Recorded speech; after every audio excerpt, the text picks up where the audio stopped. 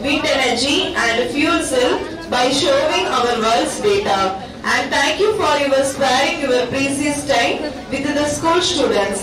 I hope that our students will also utilize your information and highlighting how to shift from non-renewable energy source to renewable source to protect our environment from pollution. Highlighted different renewable energies, always resources for our generation. Thank you, sir.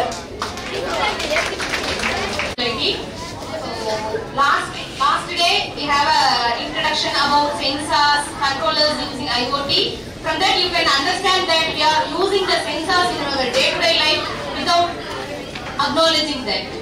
So also the sir highlighted the topics, what all the project has to be done using sensors and IoT. So that will create the confidence to you to participate in project contest. You can do the project as well as you can participate in the project contest, hackathons, likewise you can participate, okay?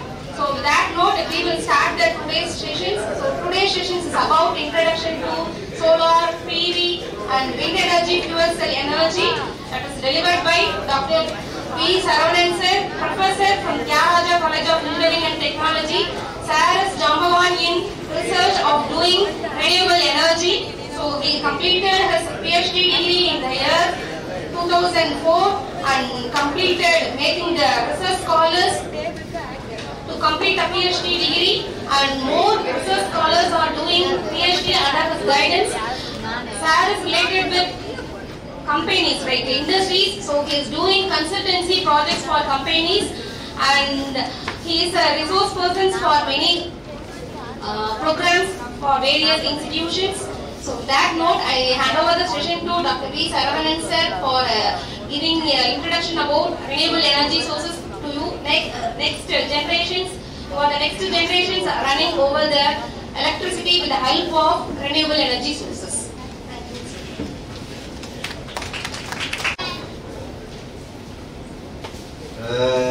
எத்தனை பேர் பாதில Tamil medium பரவாயில்ல including me I belong to Tamil medium. நான் 12ஆம் class வரைக்கும் Tamil medium தான் படித்தேன். காலேஜில் போய் இங்கிலீஷ் மீடியமா மாறிட்டோம். இது ஒன்றும் பெரிய there would be a big challenge to change. ஏன்னா ஃபர்ஸ்ட் இயர் ஒரு பாடத்தை இங்கிலீஷ் மீடியம் ஸ்டூடெண்ட் 2 தடவை படிச்சானா நம்ம 5 தடவை படிச்சாதான் நம்மளுக்கு லாங்குவேஜ் மாற முடியும். அது ஒரே ஒரு பேரியர் தான். ஒரு 6 மாசத்துல இது it will overcome. Tamil medium student will become English medium student in engineering college or in a medical college. இது பெரிய கஷ்டமானது கிடையாது. சரி, இதுல கொஞ்சம் இங்கிலீஷ் இருக்கு. முடிந்த அளவுக்கு இந்த ப்ரோக்ராம பைலிங்குவலா நடத்துவோம். தமிழும் இங்கிலீஷும் கலந்துதான் நடத்த போறோம். உங்களுக்கு ரொம்ப எக்ஸாக்டா இதுக்கு தமிழ் தெரியல, இது ரொம்ப பெரிய ஹையஸ்ட் இங்கிலீஷா என்கிட்ட கேளுங்க. நிறைய இன்ஜினியரிங் டாக் இங்கிலீஷாவே தான் இருக்கும். நம்ம ஈவன் தமிழ் மீடியம் சொல்லுவா, நம்ம பேசுற நிறைய இங்கிலீஷ் இருக்கும், கூடால இருக்கும். நம்ம அடிக்கடி யூஸ் பண்ற வார்த்தை நோ, எஸ், இதெல்லாம் என்ன இருக்கு இங்கிலீஷ் வார்த்தை தான். பட் நம்ம தமிழ் மீடியம்னால யூஸ் பண்ண ஆரம்பிச்சுட்டா. To start with that, நம்ம இந்த கிளாஸ்ல இன்ட்ரோடக்ஷன் டு ரினியூவபிள் எனர்ஜி அப்படின்றதுதான். நம்ம இந்த ரினியூவபிள் எனர்ஜின்றத நிறைய பேசுறோம். மோடி விளம்பரம் வரப்போது பாத்தீங்கன்னா ஒரு சோலார் செல் வருவாரு. இப்ப கல்ஃப் போயிருக்காரு பேசுறதுக்கு. குளோபல் வார்மிங்க குறைக்கிறதுக்காண்டி என்ன முயற்சி எடுக்க போறோம் இந்தியால இருந்து அப்படின்னு சொல்லி நம்மளுடைய பிரைம் மினிஸ்டர் அங்க போய் பேசுறாரு. இதுக்கெல்லாம் முக்கியமான காரணம் இந்த ரினியூவபிள் எனர்ஜி. இந்த குளோபல் வார்மிங்கை குறைக்கணும்னா ரினியூவபிள் எனர்ஜியை நம்ம யூஸ் பண்ணணும். இது ஏன் அப்படின்றத பத்தி என்ன பண்ண போறோம், நம்ம இன்னும் ஒரு மணி நேரத்துக்கு டிஸ்கஸ் பண்ண போறோம். First of all, I would like to thank Kamaraj College of Engineering and Technology for giving me an opportunity to share my thoughts. என்னை இங்கு அழைத்தமைக்கு மிக நன்றி. உங்களை அழைத்தது இன்னும் ஒரு பெரிய சிறப்பு. ஏன்னா இவ்வளவு பெரிய குரூப் ஆஃப் ஸ்டூடெண்ட்ஸை பிடிச்சி ஒரு இடத்துல அசம்பிள் பண்ணி இதுக்கு ஒரு எக்ஸ்பர்ட்டை கேட்டு சென்ட்ரல் கவர்மெண்ட்ல இதுக்கு ஒரு ஃபண்டை வாங்கி அதை உங்களுக்கு செலவு பண்ணணும்ன்றது ஒரு பெரிய வேலை. அது வந்து ஆர்கனைசருக்கு ஒரு பெரிய டஃபஸ்ட் டாஸ்க். நம்ம கூட 4 நாள் இங்க இருந்துட்டு அப்படியே போயிடுவோம். இதுக்கு அடுத்து அவங்களுக்கு நிறைய வேலை இருக்கு. பணத்தை செட்டில் பண்ணணும், கவர்மெண்ட்டுக்கு கணக்கு கொடுக்கணும், இங்க இருந்து பணத்தை வாங்கணும். So first of all I thank Kamaraj College of Engineering and Technology for giving me an opportunity to stand my thoughts. என்னை அழைத்தமைக்கு நன்றியை தெரிவித்துக் கொள்கிறேன். இதுக்கு அடுத்து வந்து உங்க ஸ்கூல் மேனேஜ்மெண்ட் அண்ட் டீச்சர்ஸுக்கு என்னுடைய நன்றியை தெரிவித்துக் கொள்கிறேன். அவங்க உங்களை 4 நாளைக்கு ஸ்பேர் பண்ணிருக்காங்க. நிறைய ஸ்கூல்ல இந்த எஃபோர்ட் போட மாட்டாங்க. இவங்களை எதுக்குடா அனுப்பிக்கிட்டு நம்மளுக்கு தேவையில்லாத வேலை, உங்க பேரண்ட்ஸ்ல சொல்லணும், டீச்சருக்கு அவங்களுக்கு தேவையில்லாம கோயில்பட்டியில இருந்து விருதுநகருக்கு வரணும், பேசாம நான் என் ஊர்ல இருந்திருப்பேன், இப்படி நிறைய அவங்களுக்கு டிஸ்டர்பன்ஸ் தான். So I really thank the teachers and the management for sending the student for this program.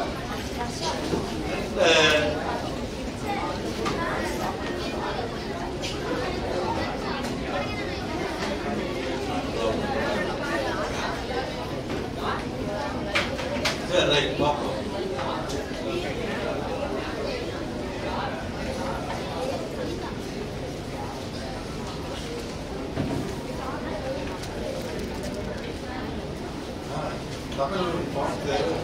என்ன சொல்ல வரோம்னா, இந்தியாவின் ஆற்றல் புள்ளி விவரங்கள் அப்படின்றது நம்மகிட்ட எனர்ஜி என்னென்ன இருக்கு இந்தியால, அது எவ்வளவு நாளைக்கு கிடைக்கும் அப்படின்றத பத்தி இந்த ஸ்லைட். நம்ம எனர்ஜின்றது வந்து 3 வகையா யூஸ் பண்றோம். ஒண்ணு வந்து நிலக்கரி, கோல். ரெண்டாவது வந்து பெட்ரோலியம் பொருட்கள், பெட்ரோல், டீசல். மூணாவது வந்து கேஸ். இது இல்லாம நம்மளுடைய இயக்கமே கிடையாது. ரோட்ல வண்டி போகுதுன்னா என்ன இருக்கு? Petrol, diesel. இங்க லைட் எரிகிறதுக்கு என்ன ரீசன்? தூத்துக்குடியில நிலக்கரி எரிக்கிறோம், அதுல இருந்து மின்சாரம் கிடைக்குது. அந்த மின்சாரம் என்ன இருக்கு? தூத்துக்குடியில இருந்து விருதுநகருக்கு வருது. சரி, வீட்டுக்கு போறோம், அம்மா சமையல் பண்றாங்க. அம்மா எதுல சமையல் பண்றாங்க? கேஸ். இப்ப தமிழ்நாட்டுல கிட்ட 90% வீட்டுல வந்து கேஸ்ல தான் குக் பண்ண வந்தோம். இது இல்லாம நம்மளுடைய மூவ்மெண்டே இல்லை அப்படின்றா. இது 3 காலியா இருக்குன்னா என்ன நடக்கும்? நம்ம அதை யோசிக்கணும். இந்த 3 காலியா இருக்குன்னா ஒரு 40 வருஷம் கழிச்சு இது காலியா இருக்குன்னா என்ன பண்றது அப்படின்றத நம்ம யோசிக்கணும். அதுக்காண்டிதான் நம்ம இப்ப பேச போறோம். அதுக்காண்டிதான் பேச போறோம். இந்த பெட்ரோலியம் பொருள்ன்றது வந்து என்னன்னா, பூமிக்கு அடியில 160 மில்லியன் மெட்ரிக் டன் இருக்கா. சாரி, 660 மில்லியன் மெட்ரிக் டன் இருக்கா. இந்தியாவுடைய பரப்பளவில் பூமிக்கு கீழே 660 மில்லியன் மெட்ரிக் டன் என்ன இருக்கா? பெட்ரோலியம் பொருள் இருக்கா. அத வந்து என்ன பண்றோம்னா, வருஷத்துக்கு 160 மில்லியன் மெட்ரிக் டன் யூஸ் பண்றோமா. பெர் இயருக்கு வந்து 160 மில்லியன் மெட்ரிக் டன் யூஸ் பண்றோம்.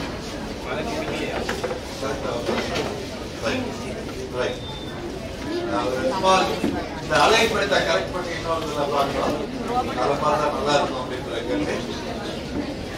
இந்த இந்திய பரப்பளவு கீழே உள்ள பெட்ரோல் பொருளை எடுத்து நம்ம யூஸ் பண்ணோம்னா ஒரு 4 வருஷத்துக்கு தான் நமக்கு கிடைக்குமா. 4 வருஷம் கழிச்சு என்ன இருக்காங்கன்னா, இந்தியாவில பெட்ரோல் டீசல் இருக்காது.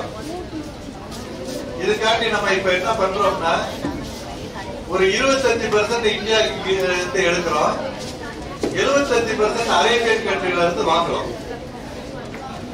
Iran, Iraq, Saudi Arabia, Kuwait. இங்க இருந்து என்ன பண்றோம்னா பெட்ரோல்லாம் அங்க இருந்து நம்ம விலைக்கு வாங்கி நம்ம இந்தியால யூஸ் பண்றோம். வருஷத்துக்கு 12 லட்சம் கோடி ரூபாய்க்கு பெட்ரோல் டீசல் அரேபியன் கண்ட்ரில இருந்து வாங்குறோம். வருஷத்துக்கு 12 லட்சம் கோடி ரூபாய்க்கு அரேபியன் கண்ட்ரில இருந்து வாங்குறோமா?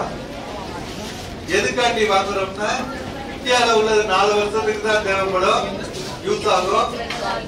நம்ம இதை இன்னும் ஒரு 15 வருஷத்துக்கு யூஸ் பண்ணணும். அதுக்காண்டி என்ன பண்றோம், நம்ம இம்போர்ட் பண்றோம்னு சொல்றோம். இது ஃபர்ஸ்ட் வந்து என்ன பண்றோம்னா பெட்ரோலுக்கு பண்ணிட்டு இருக்கோம்.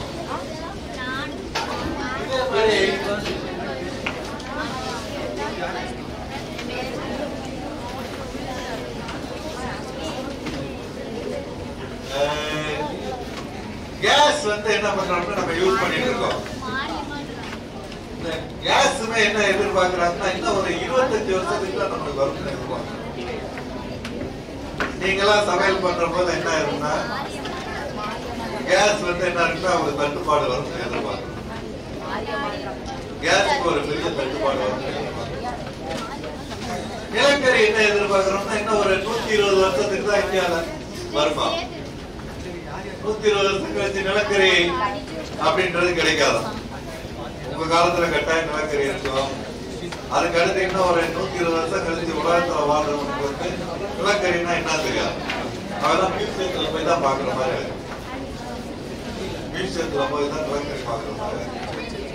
சரி, இந்த ப்ராப்ளத்தை எப்படி ஓவர் கம் பண்ணணும்? நான் ஒரு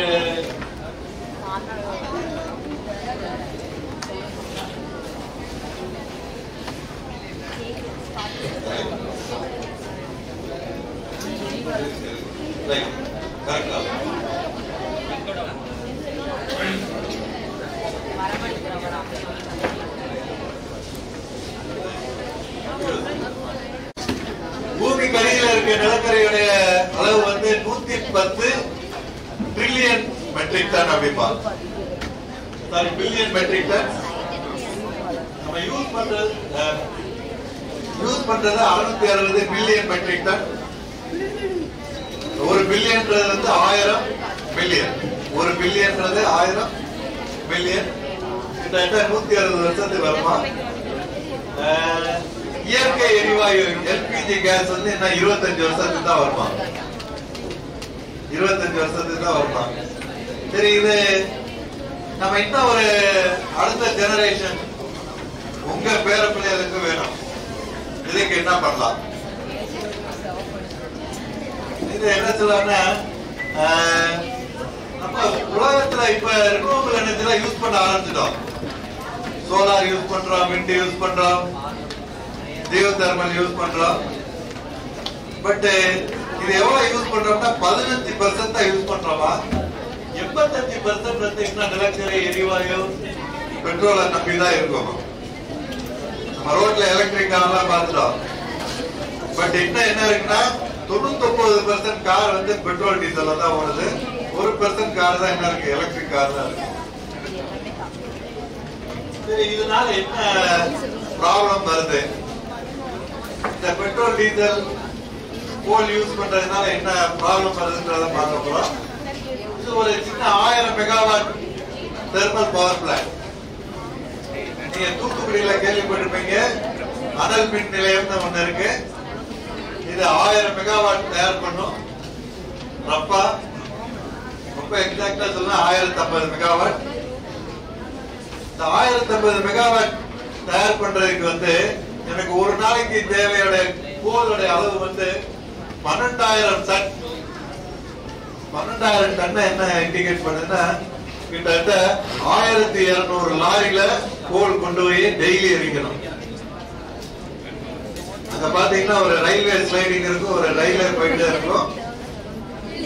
ஒரு ரயில் போனா என்ன இருக்கும், அன்னைக்கு சாயங்காலம் அந்த கோல் எரிஞ்சு முடிஞ்சிடும். ஒரு நாளைக்கு தேவை வந்து ஒரு பெரிய 30 வேகன்ல என்ன இருக்கும், 40 டன் போகும். each 1200 tons of coal வந்து எரிப்பாங்க. சரி, எரிக்கிற பொருள் என்ன இருக்குன்னா அது கோலை மட்டும் எரிக்க முடியாது. அது நல்லா தீப்பிடித்து எரியறதுக்காண்டி ஆயிலுமே யூஸ் பண்ணுவாங்களா? ஒரு நாளைக்கு 101 மீட்டர் கியூப் ஆயில் யூஸ் பண்ணுவாங்களா? 10 டேங்கர் லாரி அளவுக்கு என்ன இருக்கு ஆயில் யூஸ் பண்றோம். இதுக்கு தண்ணி தேவை மட்டும் 98,000 மீட்டர் கியூபா, 98,000 மீட்டர் கியூப். 98,000 மீட்டர் கியூப்னா என்ன அர்த்தம்னா ஒரு வீடு ஒரு நாளைக்கு 1000 லிட்டர் தண்ணி யூஸ் பண்ணணும். ஒரு 4 பேர் இருக்க ஃபேமிலி இருக்க ஒரு வீடு வந்து ஒரு நாளைக்கு 1000 லிட்டர் தண்ணி யூஸ் பண்ணுவோமா? 98,000 ஃபேமிலி யூஸ் பண்ற தண்ணி என்ன பண்ணிடுறாங்க? தூத்துக்குடி தெர்மல் பவர் பிளான்ட்ல டெய்லி யூஸ் பண்றாங்க. இவ்வளவு யூஸ் பண்ணி எவ்வளவு ப்ரொடியூஸ் பண்ணி 920 மெகாவாட் தான் நான் ப்ரொடியூஸ் பண்றேன். 1000 மெகாவாட் ப்ரொடியூஸ் பண்ணுவேன். 80 மெகாவாட் அவனே கன்சியூம் பண்ணிடுவான். அங்கேயே ஒரு பெரிய மோட்டர் இருக்கு, லைட் இருக்கு, ஃபேன் இருக்கு. இதுக்கு 80 மெகாவாட் தேவைப்படும். 920 மெகாவாட் தான் வேற ஊருக்கெல்லாம் கொடுக்க முடியும். நம்ம என்ன பண்றோம்? 12,000 டன் வேண்டி இருக்கு நிலக்கரி, 101 மீட்டர் கியூப் ஆயில் வேண்டி இருக்கு, 98,000 மீட்டர் கியூப் வாட்டர் தேவைப்படுது. இந்த 920 மெகாவாட்டுக்கு தமிழ்நாட்டுடைய மின் தேவை வந்து கிட்டத்தட்ட 15,000 மெகாவாட். இத போல என்ன இருக்கா இன்னும் 16 பங்கா. அப்படின்னா இத 12,000 இன்னும் 16ஆல மல்டிப்ளை பண்ணீங்கன்னா எவ்வளவு இருக்கும்? கிட்டத்தட்ட ரப்பா வந்து என்ன பண்றோமா 1,00,000 டன் கோல் வந்து தமிழ்நாட்டுக்காண்டி டெய்லி எடுத்துக்கிட்டு. இமேஜின் பண்ணி பாருங்க. அப்பதான் தமிழ்நாட்டுல மின்சாரம் கிடைக்கும். சரி, இது மட்டும் தானே இதுல உள்ளது? இதுல என்ன இருக்குன்னா இந்த நிலக்கரி இருக்கிற போல, நிலக்கரின்றது nothing but carbon, hydrocarbon சொல்லுவோம். நிலக்கரி வந்து கெமிஸ்ட்ரியில படிக்கிற போது ஹைட்ரோ கார்பன் சொல்லுவோம். இந்த ஹைட்ரோ கார்பன் என்ன இருக்குன்னா எரிக்கிற போது ஆக்சிடைசேஷன் ப்ராசஸ் நடந்து கார்பன் டை ஆக்சைட ப்ரொடியூஸ் பண்ணும். கரியமில வாயு கார்பன் டை ஆக்சைட ப்ரொடியூஸ் பண்ணும். இந்த கார்பன் டை ஆக்சைடு ஒரு நாளைக்கு 1000 மெகாவாட் பவர் பிளான்ட்ல இருந்து வர்றது 30,000 டன்னா. 12,000 டன் எரிச்சேன்னா 30,000 டன் என்ன இருக்கும்? கரியமில வாயு வரும், CO2. சரி, இந்த நிலக்கரியில என்ன இருக்குன்னா அங்கங்க சல்பர் இருக்குமா, கந்தகம் அப்படின்னு படிப்போம். இந்த சல்பர் எரிஞ்சு என்ன ஆகுனா சல்பியூரிக் ஆசிடா மாறுமா? அதான் SO2 NO2 sulphur di oxide, nitrogen oxide. Nitrogen என்ன இருக்கு? ஏர்ல இருக்கு. ஏர்ல நைட்ரஜன் இருக்கு. எரிக்கிற போது இது நைட்ரஜன் ஆக்சைடா மாறுது. இந்த sulphuric acid, sulphur di oxide and nitrogen oxide வந்து நம்ம ஏர் காற்றுல வந்து ஒரு ஈரப்பதம் இருக்கும். காற்றுல வந்து ஒரு ஈரப்பதம் இருக்கும். அத வந்து என்ன சொல்லுவாங்கன்னா ரிலேட்டிவ் ஹியூமிடிட்டி அப்படிங்குவோம். ரிலேட்டிவ் ஹியூமிடிட்டிமோ இந்த மாய்ச்சர் கண்டென்ட் வந்து என்ன இருக்குன்னா SO2 NO2 ஓட ரியாக்ட் பண்ணி sulphuric acid and nitric acid தான் மாறும். Sulphuric acid and nitric acid மாறுமா? இந்த சல்பியூரிக் ஆசிட் நைட்ரிக் ஆசிட் மாறதுனால என்ன இருக்கும்னா பூமியில பெய்யுற மழை அமில மழையா பெய்யும். எஸ்பெஷலி மெட்ராஸ்ல பெய்யுற மழை, தூத்துக்குடியில பெய்யுற மழை எல்லாம் என்ன நடக்கும்? இந்த sulphur di oxide nitrogen oxide சேர்ந்து அமில மழையா பெய்யும். சரி, இது போக என்ன நடக்குன்னா இந்த நிலக்கரி எரிக்கிற போல 4,200 டன் என்ன இருக்குன்னா சாம்பல் உற்பத்தி ஆகும். இதை நான் டிஸ்போஸ் பண்றேன் டெய்லி. அதனால அந்த சாம்பலை எவ்வளவு குட்டி வைக்கிறது? இதுல இருந்து செங்கல் தயார் பண்றதுக்கு நிறைய அனுப்புறாங்க. ஒரு 1000 மெகாவாட் பவர் பிளான்ட் நடத்தணும்னா நான் இவ்வளவு கஷ்டப்படணும். அவ்வளவு ஈஸியானது இல்ல. நம்ம வீட்டுல லைட்டா சுவிட்ச போட்டு என்ன பண்றோம்? we are enjoying the light, enjoying the air conditioner, enjoying the fan. சரி, இந்த புதை வடிவ எரிபொருள் எரித்தல் அப்படிம்பாங்க. fossil fuel. இந்த fossil fuel என்ன நம்மளுக்கு தெரிஞ்சு ஒரு 5000 வருஷம் 10,000 வருஷத்துக்கு முன்னால என்ன இருக்கா, பூமியில உள்ள மரம்லாம் ஒரு பெரிய பூகம்பத்துல என்ன இருக்கு, பூமி கடியில போயிருச்சு. பூகம்பம்னா என்ன இருக்கு, பூமி ரெண்டா பிளக்குது, இங்க உள்ள மரம் கீழே போச்சு. இந்த கீழே போனது என்ன இருக்கு, பூமி கடியில நிறைய டெம்பரேச்சர் இருக்கு, ஜியோ தெர்மல் எனர்ஜி. இந்த டெம்பரேச்சர்னால என்ன ஆயிடுச்சா, இந்த மரம்லாம் அப்படியே கொஞ்சம் கொஞ்சமா டைஜஸ்ட் ஆகி நிலக்கரியா மாறும். இப்ப நம்ம என்ன பண்ணுவோம்னா கறி செய்வோம். ஒரு கோவில்பட்டி ஏரியால பாத்தீங்கன்னா நிறைய பேர் கறி செய்வாங்க. மரத்தை வெட்டுவாங்க, கீழே வச்சு அது மேல என்ன பண்ணிடுவாங்க, களிமண்ணை மூடுவாங்க, அங்கங்க லைட்டா எரிச்சு விடுவாங்க. இந்த டெம்பரேச்சர்ல எரிஞ்சு என்ன ஆகுதா, கரியா மாறும். இந்த கரியா மாறுற மாதிரி என்ன நடக்குதுன்னா, பூமி கடியில போன மரம் ஒரு 5000 வருஷம் 10,000 வருஷத்துக்கு முன்னால போன மரம் உள்ள நிலக்கரியா மாறிடும். அதே மாதிரி என்ன நடந்ததுன்னா, நிறைய அனிமல்ஸ் எல்லாம் இருந்திருக்கு பூமியில. என்ன இருந்தது, டைனோசரஸ் இருந்தது, நிறைய பெரிய அனிமல், சீவேல் இருந்தது. இதெல்லாமே என்ன ஆகுதுன்னா, இந்த பூகம்பம் வந்த போது பூமி கடியில போச்சு. இதெல்லாம் டைஜஸ்ட் ஆகி என்ன ஆயிருந்தா ஆயிலா மாறிடும். பெட்ரோல், டீசல், இதை வந்து க்ரூட் ஆயில் அப்படின்னு சொல்லுவாங்க. இந்த க்ரூட் ஆயில எடுக்கிற போது என்ன ஆகுதுன்னா, ஒரு சிலது கேஸா மாறும். அதுதான் இந்த எல்பிஜி கேஸ். எங்க க்ரூட் ஆயில் எடுக்கிறோமோ அங்க போர் போட்டா என்ன இருக்கும், ஒரு கேஸ் வரும், ஆயில் வரும். அந்த கேஸ வந்து நம்ம கேஸா விற்கிறோம், ஆயில வந்து ரிஃபைன் பண்ணி பெட்ரோல் டீசலா மாற்றி. சரி, இது வந்து நம்ம பாசில் ஃபியூலோடைய வரலாறு. பாசில் ஃபியூலோடைய வரலாறு, நிலக்கரி, இயற்கை எரிவாயு. சரி, இதுக்கு நம்ம பூமிக்கு என்ன சம்பந்தம் இருக்கு அப்படின்றத பார்ப்போம். உலகம் வெப்பமயமாகுதல், குளோபல் வார்மிங் அப்படின்றது. இந்த குளோபல் வார்மிங்ன்றது என்ன சொல்றோம்னா, பூமிக்கு டெய்லி ஒரு ஹீட் எனர்ஜி வருது. காலையில 6 மணிக்கு சூரியன் வந்துறாரு, பூமியை ஹீட் பண்றாரு. ஹீட் பண்ண உடனே என்ன, நம்மளாம் ஹாட்டா மாறுது. சாயங்காலம் 6 மணி வரைக்கும் சன்லைட் வருது பூமியோடைய பாதி இடத்துல. சாயங்காலம் 6 மணிக்கு சன் செட் ஆயிடுச்சு. காலையில வாங்க ஹீட்டை ஃபுல்லா என்ன பண்ணும், சாயங்காலம் ரேடியேட் பண்ணும். அடுத்த நாள் காலையில 6 மணி வரைக்கும் ரேடியேட் பண்ணும். காலையில 6 மணில இருந்து சாயங்காலம் 6 மணி வரைக்கும் என்ன இருந்துச்சு, சோலார் எனர்ஜி ரிசீவ் பண்ணோம். சாயங்காலம் 6 மணில இருந்து காலையில 6 மணி வரைக்கும் ரேடியேட் பண்ணோம். இப்ப நான் ரிசீவ் பண்ண எனர்ஜியும் ரேடியேட் பண்ற எனர்ஜியும் ஈக்குவலா இருந்தா என்ன இருக்கும், பூமியோடைய டெம்பரேச்சர் ஒரேதான் இருக்கும். எனக்கு கிடைச்ச வெப்பமும் நான் ரேடியேட் பண்ண வெப்பமும் ஈக்குவலா இருந்தா பூமியோடைய டெம்பரேச்சர் மாறாது. இதுதான் என்ன பண்ணிருக்கேன், இங்க எனர்ஜி அவுட் போடுறோம். இது சூரியன், இது பூமி. காலையில இருந்து ஒரு எனர்ஜி கிடைக்குது 6 to 6, சாயங்காலம் 6 to 6 இருந்து காலையில 6 வரைக்கும் ரீரேடியேட் பண்ணுது. பட் இது அப்படியே பண்ண ரொம்ப நல்லது, ஆனா அப்படி நடக்கவில்லை அப்படின்னு சொல்லி கண்டுபிடிச்சிருக்காங்க.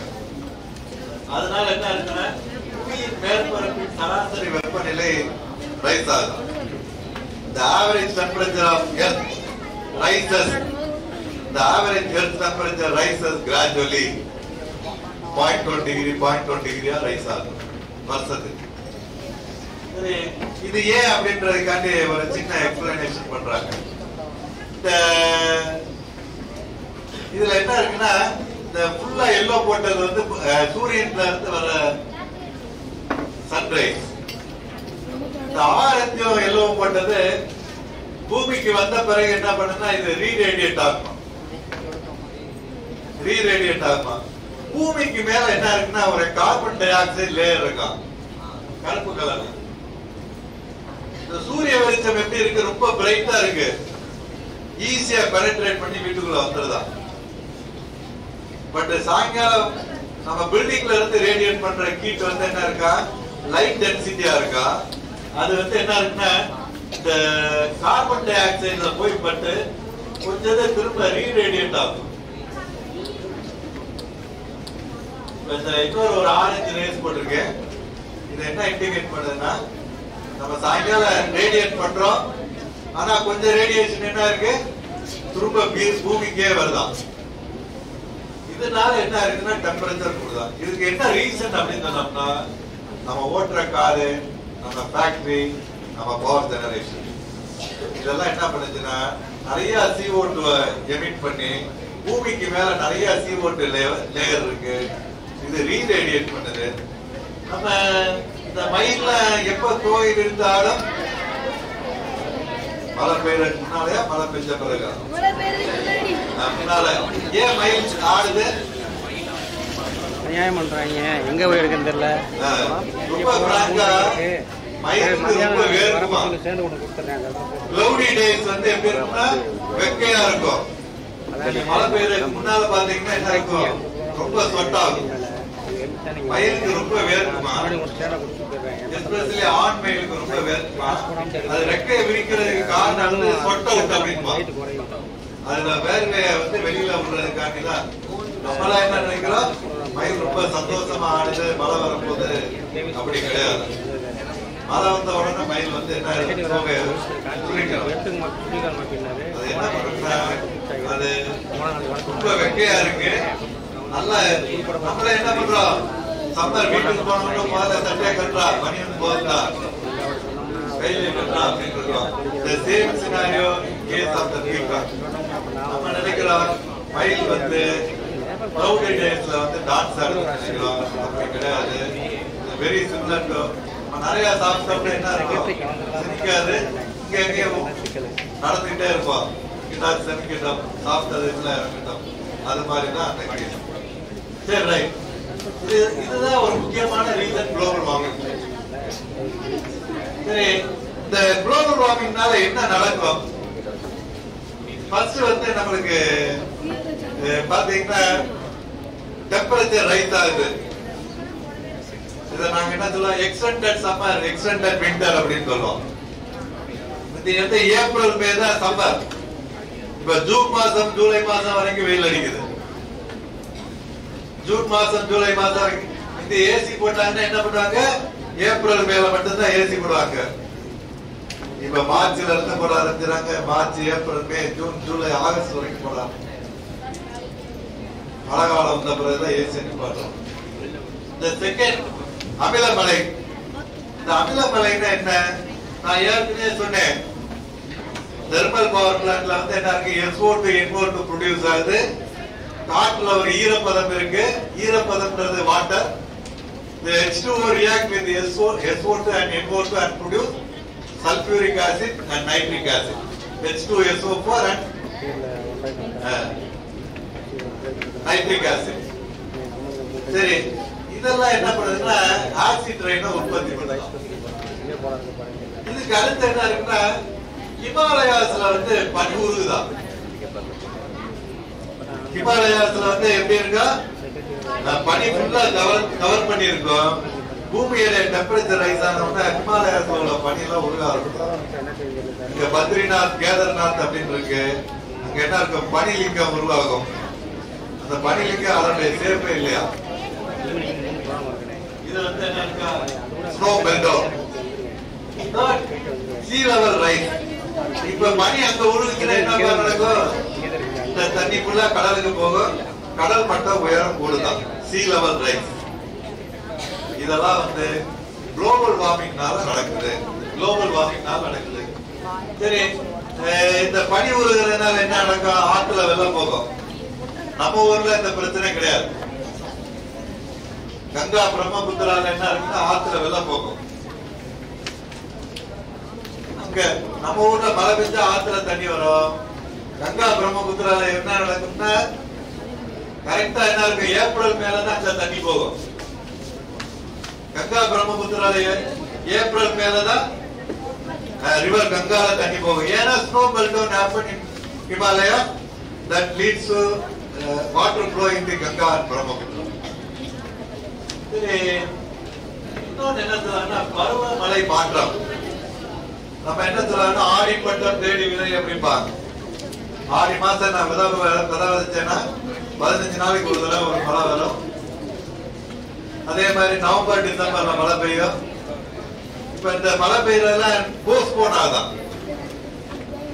ஆடி மாசத்துல கரெக்டா மழை பெய்ய மாட்டேங்குதா, தள்ளி மழை பெய்யுதா, பருவநிலை மாற்றம் அப்படின்றான். இதுக்கப்புறம் நீடிக்கப்பட்ட கோடை நீடிக்கப்பட்ட குளிர்காலம், extended summer, extended winter, all this because of the global warming. நமக்கு குளிர் வந்து பிப்ரவரி மாசம் வரைக்கும் இருக்கு, சம்மர் ஆகஸ்ட் மாசம் வரைக்கும் இருக்கு. சரி, இதனால என்னென்ன ப்ராப்ளம் எல்லாம் வருது?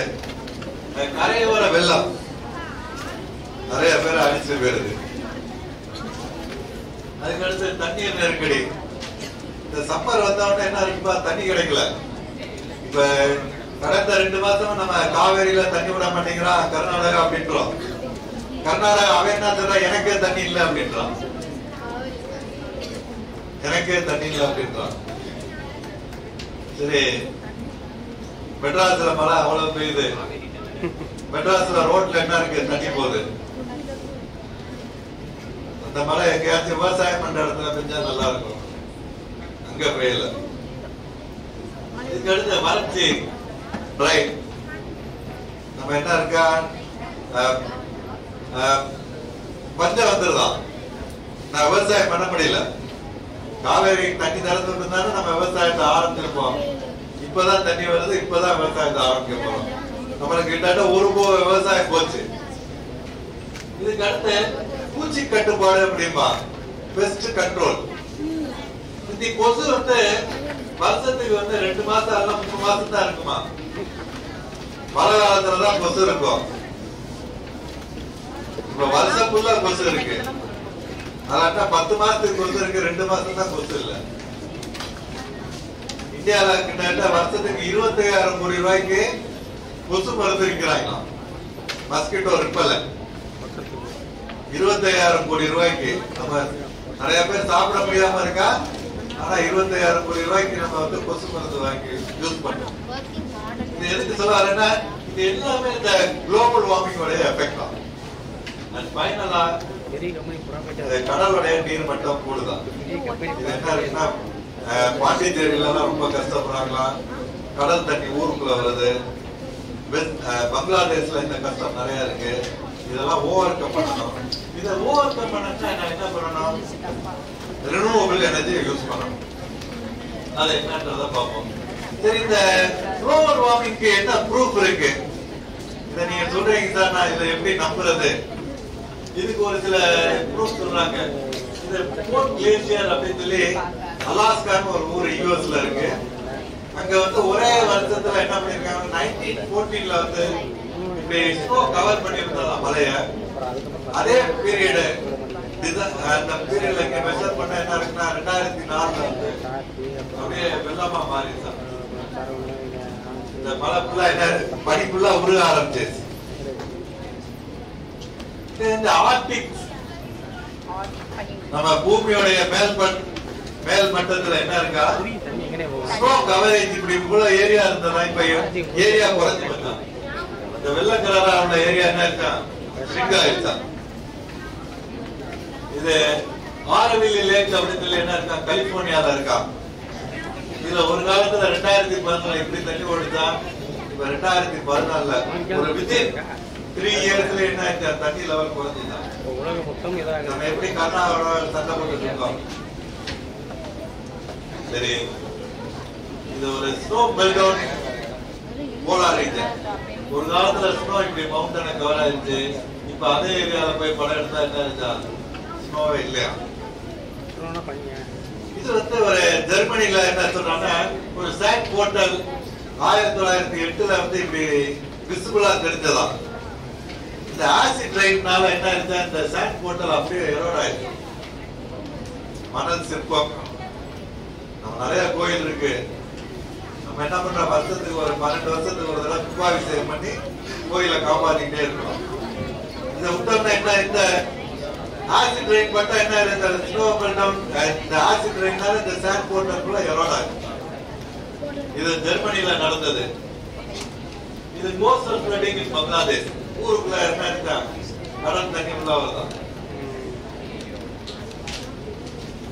இது நம்ம பாண்டிச்சேரியில கோஸ்டல் ஃப்ளட்டிங் இன் பாண்டிச்சேரி நம்ம 20 கோடி ரூபாய் செலவழிச்சு கடல் பரப்பை என்ன பண்றோம், உயரப்படுத்துறோம், தண்ணி உள்ள வரக்கூடாதுன்றதுக்காண்டி. இது தண்ணி பற்றாக்குறை. இது நம்ம ஊர்ல கிடையாது, யூபில எங்க கங்கா பிரம்மபுத்திரா போகுது, அங்கே என்ன இருக்கா, தண்ணி பற்றாக்குறை பெருசா வருதான். இது எல்லாமே குளோபல் வார்மிங்னால. இதை என்ன சொல்றாரா, இது நம்ம ஊர் வடிவேல் காமெடி மாதிரியே இருக்கும். வடிவேல் காமெடி மாதிரியே இருக்கும். ஆளாளுக்கு அவங்களுடைய டியூபை கொண்டு வந்து வச்சு தண்ணியை பிடிச்சிக்கிறான். இது வறட்சி, பெஸ்ட் கண்ட்ரோல். இது என்ன இருக்கா, ஒரு பிக்கஸ்ட் ப்ராப்ளம். டெம்பரேச்சர் கூடிச்சுன்னா என்ன இருக்குங்க, இந்த எலிலாம் நிறைய குட்டி போடுதான். டெம்பரேச்சர் கூடினா எலி நல்லா குட்டி போடுதான், பள்ளி நல்லா குட்டி போடுவான். இந்த முட்டையெல்லாம் குச்சி உரிக்கிறதுக்கு ஒரு டெம்பரேச்சர் வேணும். குளோபல் வார்மிங் கூட கூட இந்த பூச்சிகளுடைய எண்ணிக்கை ரொம்ப கூடும் எதிர்பார்க்கிறாங்க. முக்கியமான காரணம் என்ன சொல்றாங்க, அமெரிக்கன்ஸ் வந்து நிறைய எனர்ஜி யூஸ் பண்ணா அவன் குளோபல நிறைய ஹீட் பண்ணிட்டான். இனிமேல் நம்ம குறைக்கணும், இனிமேல் நம்ம குறைக்கணும். இதை குறைக்கிறதுக்கு என்ன பண்ணலாம், the first will be wind energy. நம்ம wind energy எப்படி எப்படி எல்லாம் யூஸ் பண்ணணும்னு பார்க்கணும். Second solar energy. மூணாவது வந்து fuel efficiency. ஒரு காலத்துல அம்பாசிடர் கார் இருந்தது, ரொம்ப பாப்புலர் கார். இப்ப அம்பாசிடர் கார்ங்கிறது யாரு எப்படி இருக்கும் நிறைய பேருக்கு தெரியாது. இந்த அம்பாசிடர் கார் என்ன இருக்குன்னா, 1 லிட்டர் பெட்ரோலுக்கு 10 கிலோமீட்டர் தான் ஓடும். இப்போ உள்ள கார் எப்படி ஓடும், மாருதி கார் 1 லிட்டர் பெட்ரோலுக்கு 20 கிலோமீட்டர் ஓடும். இதான் எஃபிஷியன்சின்னு சொல்றாங்க. குறைந்த எரிபொருளுக்கு நிறைய ஓடணும். குறைந்த எரிபொருளுக்கு நம்ம புதுசா கண்டுபிடிக்கிறதெல்லாம் எஃபிஷியன்டா இருக்கும். இப்ப என்ன பண்ற, வீட்டுல எல்இடி டியூப்லைட் யூஸ் பண்றோம் நிறைய பேர் வீட்டுல. எதுக்கு எல்இடி டியூப்லைட் யூஸ் பண்றோம், சாதா டியூப்லைட் 40 வாட்ஸ் கன்சியூம் பண்ணோம், எல்இடி டியூப்லைட் 20 வாட்ஸ் தான் கன்சியூம். இது வந்து எனர்ஜி எஃபிஷியன்சின்றோம். இது என்ன பண்ண போறோம், இது 3 பண்ணோம்னா இந்த குளோபல் வார்மிங்க குறைக்கலாம். இது 3 பண்ணோம்னா குளோபல் வார்மிங்க குறைக்கலாம். அதை பத்தி நம்ம இன்னும் அடுத்த ஒரு 3/4 மணி நேரம் பார்க்க போறோம். சரி, இந்த எனர்ஜியை சொல்ற போது என்ன சொல்றாங்கன்னா, energies are more powerful அப்படிப்பாங்க. The energies are more powerful. We pray it in the form of God. நம்ம சிற்ப வழிபாட்டுக்கு முன்னால என்ன பண்ணிருக்கோம்னா, கடவுளை வந்து எனர்ஜியா தான் கும்பிட்டோமா. என்ன பண்ணுவோம், ஆந்திரால ரொம்ப ஃபேமஸ் ஃபெஸ்டிவல் வந்து என்ன இருக்கு, சங்கராந்தி அப்படின்பாங்க. சங்கராந்தினா என்னன்னா சூரிய வழிபாடு. நம்ம பொங்கல் கொண்டாடும் போது அவன் என்ன பண்ணா, சூரியனை போய் முக்கியமா கொண்டாடுவான். சூரிய பகவான் தான் இந்த பூமியை காப்பாத்துறாரு, அதனால சூரியனை ரொம்ப கும்பிடணும். So Hindus வந்து என்ன பண்றோம்னா, we pray it in the form of God. என்னன்னா நீர், நிலம்,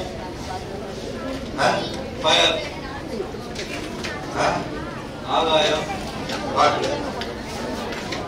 இந்த 5மே எனர்ஜியை நம்மளுக்கு கொடுக்குதான். இந்த 5மே நம்மளுக்கு எனர்ஜியை கொடுக்குதான். என்ன இருக்கு, காற்றுல இருந்து விண்ட் டர்பைன், நிலக்கரியில இருந்து ஃபயர், வாட்டர்ல இருந்து ஹைட்ரோ எலக்ட்ரிக் பவர் பிளான்ட். அதுக்கடுத்து என்ன இருக்கு,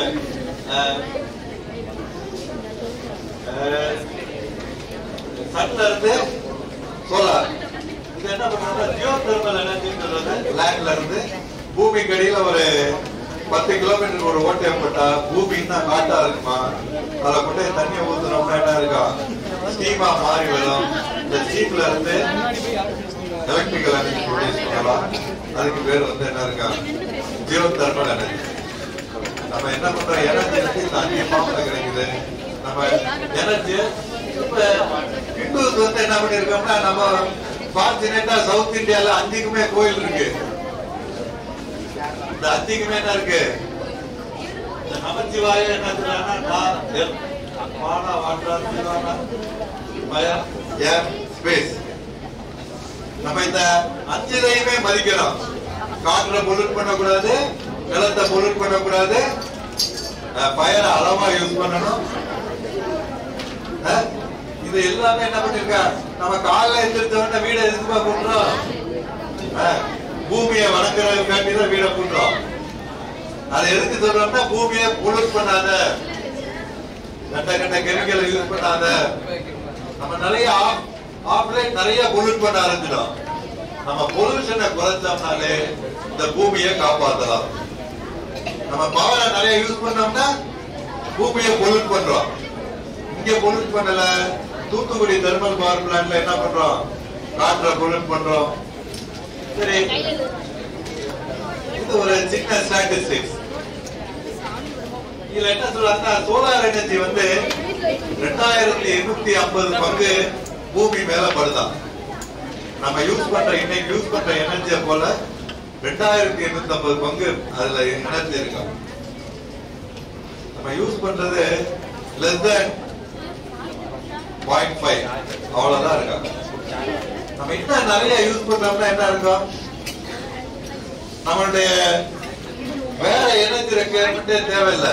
கோல் வேண்டியதில்லை, கேஸ் வேண்டியதில்லை, ஆயில் வேண்டியதில்லை.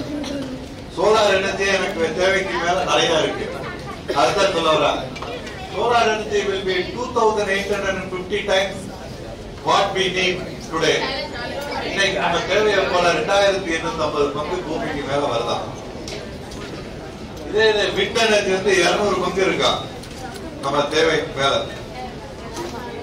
இதெல்லாம் நம்ம கரெக்டா யூஸ் பண்ணணும் அப்படின்றதுக்காண்டி சொல்லலாம்.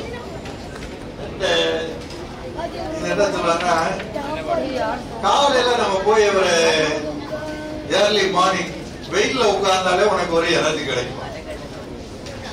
இன்னைக்கு நம்மளுக்கு 3 நேரம் சாப்பாடு கிடைக்குது. இன்னைக்கு நம்மளுக்கு 3 நேரம் சாப்பாடு கிடைக்குது. மனுஷன் கற்காலத்துல இருந்த போது என்ன இருக்குன்னா, அவனுக்கு சாப்பாடே கிடைக்காதான். நைட்டு தூங்குவான், காலையில பசிக்கும். பசிச்ச உடனே ஃபர்ஸ்ட் அவன் பண்ற வேலை வந்து என்ன பண்ணுவான்னா, இந்த ஏர்லி மார்னிங் வெயில்ல போய் என்ன பண்ணானா கொஞ்ச நேரம் குளிர் காய்வான். நம்மளே இப்ப என்ன இருக்கோம், விண்டர்ல வந்து வெயில் அடிச்சவன வெளியில போய் உட்கார்ந்தோம்னா இது என்ன இண்டிகேட் பண்ணுனா, we are gaining energy from solar. இதத்தான் அவன் என்ன பண்ணிட்டா, சூரிய நமஸ்காரம் பண்ணா உனக்கு நல்லது. we need a solar energy in the morning to warm up. நம்ம பாடி வந்து நல்லா வேலை பார்க்கணும்னா, ஸ்கின்னுக்கு நல்ல டோன் கொடுக்கணும்னா சூரிய வெளிச்சம் அவசியம் தேவை. சூரிய வெளிச்சத்துல இல்லாதவனுக்கு நிறைய நோயெல்லாம் வரும். ஃபாரின்ல எல்லாம் இதுக்கு தான் சன் பாத் எடுக்கிறான். ஃபாரின்ல இதுக்கு தான் என்ன பண்றான், பீச்ல போய் சன் பாத் எடுக்கிறான். சரி, இது என்ன சொல்றாருன்னா, சூரிய நமஸ்காரோட பெனிஃபிட். பெரிய நம்ம நமஸ்காரம் பண்றோமா இல்லையா, காலையில எந்திரிச்சு வெயில்ல போய் என்ன பண்றோம், நின்றோம்னாலே இந்த எல்லா பெனிஃபிட்டும் வந்துருமா. டைஜஷன் இம்ப்ரூவ் ஆகுமா, ஸ்ட்ரெஸ் ரெடியூஸ் ஆகுமா, ஸ்லீப் குவாலிட்டி நல்லா இருக்குமா. இதை முயற்சி பண்ணி பாருங்க. சரி, இது வந்து என்ன பண்ணிருக்காங்கன்னா, கவர்மெண்ட் ஆஃப் இந்தியா ஒரு பிளான் பண்றாங்களா, இந்தியால எங்கெங்க சோலார் எனர்ஜி நல்லா இருக்கு அப்படின்னு சொல்லி. அதனால என்ன பண்ணாங்க, நம்ம என்ன படிப்போம், மேப், நிறைய மேப் படிப்போம். மேப் என்ன பண்ணிருக்கோம், வாட்டர் மேப் படிப்போம், கோல் மேப் படிப்போம். அது மாதிரி என்ன பண்றா, சோலார் மேப் பிளான் பண்றாங்க. சோலார் எனர்ஜி இந்தியால எங்க நிறைய கிடைக்குது, எங்க குறையா கிடைக்குது. இப்ப இந்த டார்க்கா இருக்க அந்த இடத்துல சோலார் எனர்ஜி நிறைய கிடைக்கலாம். இது ராஜஸ்தான்ல நிறைய கிடைக்குது, குஜராத்ல நிறைய கிடைக்குது. தமிழ்நாட்டுல என்ன கிடைக்குதா, இந்த கமுதி, ராம்நாத் டிஸ்ட்ரிக்ட்ல நிறைய சோலார் எனர்ஜி கிடைக்கும். இங்க நிறைய கிடைக்கும், இங்க அதுக்கு அடுத்து கிடைக்கும். இங்க லைட்டா இருக்க என்ன, லைட் மஞ்சளா இருக்க இடத்துல கொஞ்சமா கிடைக்கும்.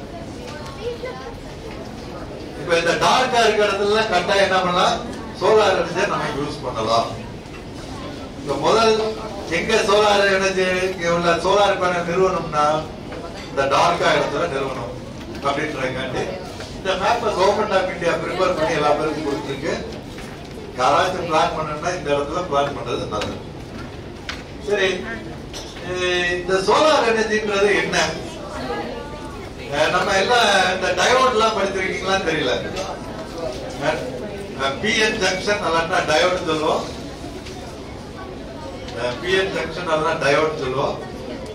இந்த டயோடுன்றது என்ன இருக்குன்னா, ஒரு பி டைப் மெட்டீரியல் இருக்கும், ஒரு என் டைப் மெட்டீரியல் இருக்கும். அது ரெண்டா ஒண்ணா வைப்போம். இந்த டயோட்ல என்ன இருக்குன்னா, இந்த சோலார் செல்லுக்கு தயார் பண்ற டயோடு வந்து டிரான்ஸ்பரண்டா இருக்குமா. லைட் வந்து என்ன பண்ணணும், இந்த என் டைப் மெட்டீரியல் உள்ள போய் ஜங்ஷன்ல பட்டு ரிஃப்ளெக்ட் ஆகும். ஜங்ஷன்ல பட்டு ரிஃப்ளெக்ட் ஆகும். இப்படி இந்த பிஎன் ஜங்ஷன் டயோட்ல லைட் பட்டா இந்த லைட் போட்டான் எனர்ஜி வந்து என்ன பண்ணும்னா எலக்ட்ரானை மூவ் பண்ணும். எலக்ட்ரானை வழக்கமா என்ன இருக்கு, எல்லா பொருள்லயும் எலக்ட்ரான் இருக்கு. எல்லா பொருள்லயும் என்ன இருக்கு, புரோட்டான், நியூட்ரான், எலக்ட்ரான் இருக்கு. இந்த எலக்ட்ரான் என்ன இருக்கும், ஸ்டேபிளா இருக்கும். இப்ப இந்த லைட் பட்ட உடனே என்ன இருக்கும், மூவ் ஆகுது. இதுக்கு இன்னும் ஒரு நல்ல எக்ஸாம்பிள் என்ன இருக்கு, நம்ம சின்ன பிள்ளைல விளையாடுறதுக்கு என்ன பண்ணுவோம், பேப்பரை சின்ன சின்னதா கிழிச்சு போடுவோம். சீப்பை நல்லா தலையில சீவுவோம். சீவிட்டு பேப்பர் கொண்டு பேப்பர் பக்கத்துல வச்சா சின்ன பேப்பர் என்ன பண்ணும், தூக்கும். அது வந்து நத்திங் பட் எலக்ட்ரான் அட்ராக்ஷன். ஒரு ஃபிரிக்ஷன் என்ன பண்ணும், எலக்ட்ரானை ப்ரொடியூஸ் பண்ணும். இது மாதிரி ஒரு சோலார் செல்ல வந்து லைட் பட்டா உள்ள எலக்ட்ரான் வந்து மூவ் ஆகும். இந்த எலக்ட்ரான் வந்து என்ன இருக்கு, என்னுடைய லோட பர்ன் பண்றதுக்கு, லைட் எரிய வைக்கிறதுக்கு யூஸ் பண்ணலாம். சரி, இதுதான் இந்த சின்ன எக்ஸ்பிளனேஷன். இப்ப ஒரு இது வந்து போட்டான் எனர்ஜி, இந்த ரேஸ் எல்லாம் இது பட்ட உடனே என்ன இருக்கும், ஒரு எலக்ட்ரான் இருந்து மூவ் ஆகி இங்க போகும். ஒரு இந்த உள்ள எலக்ட்ரான் வந்து இங்க போய் என்ன இருக்கும், புரோட்டானோட கம்பைன் ஆகும். புரோட்டானோட கம்பைன் ஆகும். சரி, இதை எப்படி செய்யறது? இந்த சோலார் செல் செய்யறதுக்கு உள்ள முக்கியமான பொருள் வந்து என்னன்னா, ஆற்று மணல் தான், சிலிக்கா அப்படின்னு சொல்லுவோம். சோலார் செல் செய்யறதுக்கு முக்கியமான ரா மெட்டீரியல் வந்து சிலிக்கா. இந்த சிலிக்கா கிறிஸ்டலா கிடைக்கும். இந்த கிறிஸ்டல் எல்லாத்தையும் என்ன பண்ணுவாங்கன்னா பாலிசிலிக்கன் அப்படின்னு சொல்றது. இத என்ன பண்ணுவாங்கன்னா மெல்ட் பண்ணி ஒரு பெரிய டியூப் மாதிரி மாத்துவாங்க.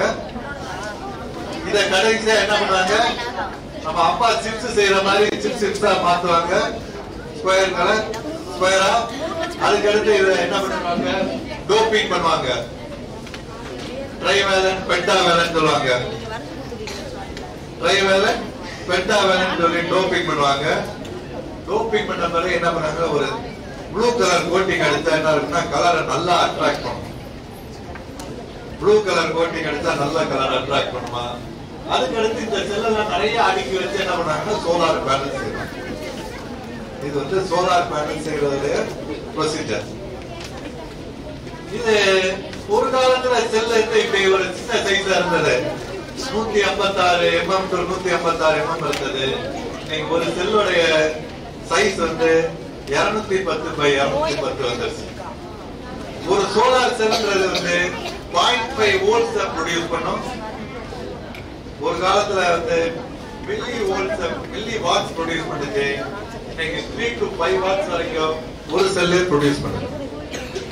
ஒரு இந்த செல் வந்து என்ன இருக்கு, இந்த சைஸ் பெருசா என்ன இருக்கும், வாட்டேஜ் கூடும், வோல்டேஜ் அதே தான் இருக்கும்.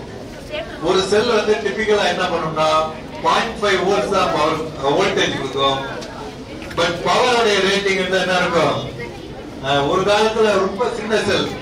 நம்ம ஒரு சில கால்குலேட்டர்ல பாத்தீங்கன்னா ஒரு 4 செல் இருக்கும். நம்ம எலக்ட்ரானிக் கால்குலேட்டர் பார்த்தோம்னா அதுல என்ன இருக்கும், சோலார் செல் இருக்கும். அதுல 4 சின்ன சின்ன செல் இருக்கும். இதெல்லாம் மில்லி வாட்ஸ்ல தான் பவர் கொடுக்கும். இது வந்து என்ன இருக்கும், வாட்ஸ் லெவல்ல கொடுக்கும், 3 to 5 வாட்ஸ். சரி, இந்த செல்ல வந்து என்னன்னா 3 டெக்னாலஜி இருக்கு. இந்த செல்ல 3 டெக்னாலஜி இருக்கு. ஒண்ணு வந்து சிங்கிள் கிறிஸ்டல் வேப்பர் அப்படின்போம். பூமியில நேச்சுரலாவே பெரிய பெரிய கல்லு கிடைக்குமா, சிலிக்கா ஸ்டாண்ட், சிலிக்கா கிறிஸ்டல் கிடைக்குமா. இந்த ஒரு கிறிஸ்டலை வச்சு என்ன பண்ணிடுவேன், நான் செல்லா மாற்றுவேன். அது வந்து என்ன சொல்லுவாங்கன்னா சிங்கிள் கிறிஸ்டல் வேப்பர் அப்படின்பா. இன்னொரு ஒரு கேஸ்ல வந்து என்ன சொல்லுவாங்கன்னா பாலி கிறிஸ்டல் சொல்றது. இது என்ன இருக்குன்னா என்னுடைய கிறிஸ்டல்ல கொஞ்சம் கொஞ்சம் இம்பியூரிட்டி இருக்கும், பியூர் சிலிக்காவா இருக்காது, கொஞ்சம் இம்பியூரிட்டி இருக்கும். இதை வந்து என்ன பண்ணுவேன், கட் பண்ணி இதையும் செல்லா மாத்துவேன். இன்னொரு ஒரு டெக்னாலஜிக்கு பேர் வந்து தின் பிலிம் சொல்றது. அதுல வந்து என்ன பண்ணுவேன்னா ஒரு பிளாஸ்டிக் பேப்பர் வச்சிருப்பேன். சிலிக்கால வந்து என்ன இருக்குன்னா ஸ்டாண்டர்ட் ஆத்து மணல் எப்படி இருக்கு, ரொம்ப சின்ன சின்னதா இருக்கு. இந்த மணலை எடுத்து என்ன பண்ணுவேன்னா நிறைய 4000 டிகிரி சென்டிகிரேட் ஹீட் பண்ணேன்னா வேப்பரா மாறும். இந்த வேப்பரான மணலை என்ன பண்ணுவேன், ஒரு பிளாஸ்டிக் சீட் வச்சு அதுல டெபாசிட் பண்ண வைப்பேன். இந்த டெபாசிட் பண்ண உடனே என்ன இருக்குன்னா ஒரு சின்ன செல் மாதிரி எனக்கு கிடைக்கும். இதுக்கு பேர் வந்து தின் பிலிம் டெக்னாலஜி அப்படின்றது. இது வந்து ஆர்டிபிஷியலா நம்ம தயார் பண்றது. இந்த சிங்கிள் கிறிஸ்டலும் பாலி கிறிஸ்டலும் நேச்சுரலா கிடைக்கும். இந்த தின் பிலிம்ன்றது நம்மளா உருக்கி செய்யறோம், நம்மளா உருக்கி செய்யறோம். இது ஒரு சின்ன எக்ஸாம்பிள். இந்த மோனோ கிறிஸ்டல்ன்றது எப்படி இருக்கும், சிங்கிள் கிறிஸ்டல்ன்றது ரொம்ப பியூரா அப்படி இருக்கும். இந்த இதுல இருந்து என்ன பண்ணுவேன், நான் ஸ்கொயரா கட் பண்ணணும். சரி, இதுல என்ன பியூட்டினா இந்த சிங்கிள் கிறிஸ்டல் உள்ளது வந்து ரொம்ப எஃபிஷியன்டா இருக்கும். 20% எஃபிஷியன்ட் அப்படின்றது வர்ற லைட்ல 20% என்ன ஆயிரும், எலக்ட்ரிசிட்டியா மாத்திரும். வர்ற லைட்ல 20% எலக்ட்ரிசிட்டியா மாத்தும். இதுக்கு அடுத்து இந்த பாலி கிறிஸ்டல்ன்றது இப்படி கல் இருக்கும். இந்த கல்லுக்கு இந்த கல்லுக்கு வித்தியாசம் தெரியுதா? இதுல இருந்தது எப்படி இருக்கும்னா அதோட கொஞ்சம் இன்எஃபிஷியன்டா இருக்கும். ஒரு 100% லைட் பண்றதுன்னா அதுல 15% தான் எலக்ட்ரிசிட்டியா மாத்தும். இன்னைக்கு உள்ள டெக்னாலஜி படி இது நிறைய ரிசர்ச் ஓடிட்டே இருக்கு. இதனுடைய எஃபிஷியன்சியை கூட்டுறதுக்கு இன்ஜினியருடைய வேலை வந்து இதனுடைய எஃபிஷியன்சியை எப்படி எல்லாம் கூட்டலாம். இதுக்கு அடுத்து வந்து என்னன்னா இந்த தின் பிலிம். இந்த தின் பிலிம்ன்றது எப்படி இருக்கும்னா நல்லா டார்க்கா இருக்கும். இது ஆர்டிபிஷியலா செஞ்சது. சாண்ட் எடுத்து மெல்ட் பண்ணி வேப்பர் ஆக்குவேன், ஒரு பிளாஸ்டிக் சீட்ல டெபாசிட் பண்ணேன். இதோட எஃபிஷியன்சி எப்படி இருக்குன்னா 10% தான் இருக்கும். ஒரு 1000 வாட்ஸ் இல்லுமினேஷன் படுதுன்னா அதுல 100 வாட்ஸா தான் மாத்தும். 900 வாட்ஸ் வேஸ்ட் ஆகும். சூரிய வெளிச்சத்துல எவ்வளவு பவர் இருக்கு, 1000 வாட்ஸ் வரைக்கும் இருக்கும். அதை வந்து என்ன இருக்கும், ஒரு ஸ்கொயர் மீட்டருக்கு 1000 வாட்ஸ் இருந்ததுன்னா இது 100 வாட்ஸா கன்வெர்ட் பண்ணோம். 900 வாட்ஸ் வேஸ்ட் பண்ணுவோம். மோனோ கிறிஸ்டலைன் வந்து என்ன பண்ணும், 20%, பாலி கிறிஸ்டலைன் 15%, தின் பிலிம் 10%. இது வந்து நல்லா கருப்பா இருக்கும். நாங்க இதை வந்து என்ன பண்ணோம்னா சொல்லி கொடுக்குற போல இதை எப்படி சொல்லுவோம்னா இட் லுக்ஸ் லைக் பஃபலோ. இது என்ன இருக்கா, கருமை எருமை. இதை நாங்க இப்படிதான் கம்பேர் பண்ணோம். இந்த மோனோ கிறிஸ்டல் வந்து எப்படி இருக்குன்னா நல்ல எஃபிஷியன்ட், லுக்ஸ் லைக் கவ். பசுமாடு நல்ல வெள்ளை கலர்ல இருக்கும், நிறைய பால் தரும். எருமை என்ன பண்ணும், பால் கம்மியா தான் தரும். பட் எருமை என்ன பண்ணும், எல்லா டெம்பரேச்சரையும் தாங்கும். பசுமாடு ரொம்ப டெம்பரேச்சர் தாங்க. டெல்லியில சம்மர்ல என்ன இருக்கும், டெம்பரேச்சர் கோஸ் டு 40 டிகிரி. அவன் என்ன ஊர்ல பசுமாடு வந்தா செஞ்சுல, அதனால எருமை மாடு ரொம்ப வளர்ப்பான். நம்ம வைரப்பொருள் எப்படி வரும், டெல்லி எருமை அப்படின்போம். வைரஸ் யூஸ் பண்றதுக்கு டெல்லி எருமை. சரி, இதை எப்படி சொல்லுவோம்னா இதுக்கு பாசிட்டிவ் ஃபேக்டர் நெகட்டிவ் ஃபேக்டர் சொல்லுவோம். மோனோ கிறிஸ்டலைன் பாலி கிறிஸ்டலைன் வந்து எப்படி இருக்கும்னா எஃபிஷியன்டான சோலார் செல். தின் பிலிம் வந்து இன்எஃபிஷியன்ட். பட் தின் பிலிம்ல ஒரு பெரிய அட்வான்டேஜ் வந்து சீப், விலை ரொம்ப கம்மி. மோனோ கிறிஸ்டலைன் விலை கூட. ரொம்ப நல்ல டெம்பரேச்சர்ல ஹாட் கிளைமேட்ல தின் பிலிம் ஒர்க் பண்ணும். ஹாட் கிளைமேட்லயும் தின்பிலி நல்லாவே ஒர்க் பண்ணும். சரி, இதை ஒரு சின்ன கம்பேரிசன் வச்சுக்கிறோம். சரி, எது எது வந்து பவர் ஜெனரேஷனை அஃபெக்ட் பண்ணும்? What are the factors governing power generation in a solar cell? Every photon only free one electron. இப்ப சூரிய வெளிச்சத்துல இருந்து வர லைட் வந்து எப்படி இருக்குன்னா போட்டான் எனர்ஜியா வரும், பாக்கெட்டா வரும். இந்த ஒரு பாக்கெட் ஒரு ஜங்ஷன்ல பட்டதுன்னா என்ன நடக்கும்? ஒரு எலக்ட்ரானை ஃப்ரீ பண்ணும், ஒரு எலக்ட்ரானை ஃப்ரீ பண்ணும். இது எதை பொறுத்தா சர்ஃபேஸ் ஏரியா. ஒரு பெரிய சர்ஃபேஸ் ஏரியால வச்சா என்ன இருக்குப்பா? பவர் ஜெனரேஷன் கூட இருக்கும். More the area more the power generation. எல்லாருக்கும் உண்டு. இது amount of sunlight hitting on the cell depends upon intensity. காலையில 6 மணிக்கு இன்டென்சிட்டி எப்படி இருக்கும்? இன்டென்சிட்டி கம்மியா இருக்கும். சோலார் பிரைட்னஸ் எப்படி இருக்கும்? காலையில 6 மணிக்கு கம்மியா இருக்கும். அப்படியே கூடி 12 மணிக்கு மேக்ஸிமம் போகும், திரும்ப 6 மணிக்கு குறையும். இந்த இன்டென்சிட்டி கூட கூட பவர் ஜெனரேஷன் கூடும், இன்டென்சிட்டி குறைய குறைய பவர் ஜெனரேஷன் குறையும். இதுக்கு அடுத்து கலர். நம்ம என்ன சொல்றாங்கன்னா, ஒரு சில நேரம் ஸ்கேட்டர்டு லைன் கிடைக்கும், மஞ்சள் கலர்ல கிடைக்கும். எனக்கு எல்லா கலரும் கிடைக்கிற போல நல்லா power generation. Third, angle of incident. எப்பயுமே வெர்டிகலா போறப்போ என்ன இருக்கும்? பவர் ஜெனரேஷன் நல்லா இருக்கும். காலையிலையும் சாய் ஒரு ஸ்லாண்டிங் ஆங்கிள் கிடைக்கும், சாயங்காலம் ஸ்லாண்டிங் ஆங்கிள் தான் எனக்கு லைட் கிடைக்கும். இதெல்லாம் என்னுடைய பவர் ஜெனரேஷன் மாறும். நான் ஒரு பேனல் வாங்குறேன், ஒரு பேனல் 300 வாட்ஸ் பேனல் வாங்குறேன். இது எனியாரும் 300 வாட்ஸ் பண்ணாது. காலையில கம்மியா பண்ணா மத்தியானம் 12 மணிக்கு 250 வாட்ஸ் பண்ணும், சாயங்காலம் 50 வாட்ஸ் பண்ணும். சோ இது எல்லாமே என்ன இருக்குன்னா இந்த ஃபேக்டரை பொறுத்து மாறும். நான் எதிர்பார்த்த மாதிரி என்னுடைய பவர் ஜெனரேஷன் இருக்கவே இருக்காது. சரி, என்னுடைய பவர் தேவைக்கு நான் என்ன பண்ணணும்? ஒரு பேட்டரியை போட்டு ஸ்டோர் பண்ணி நான் யூஸ் பண்ணுவேன்.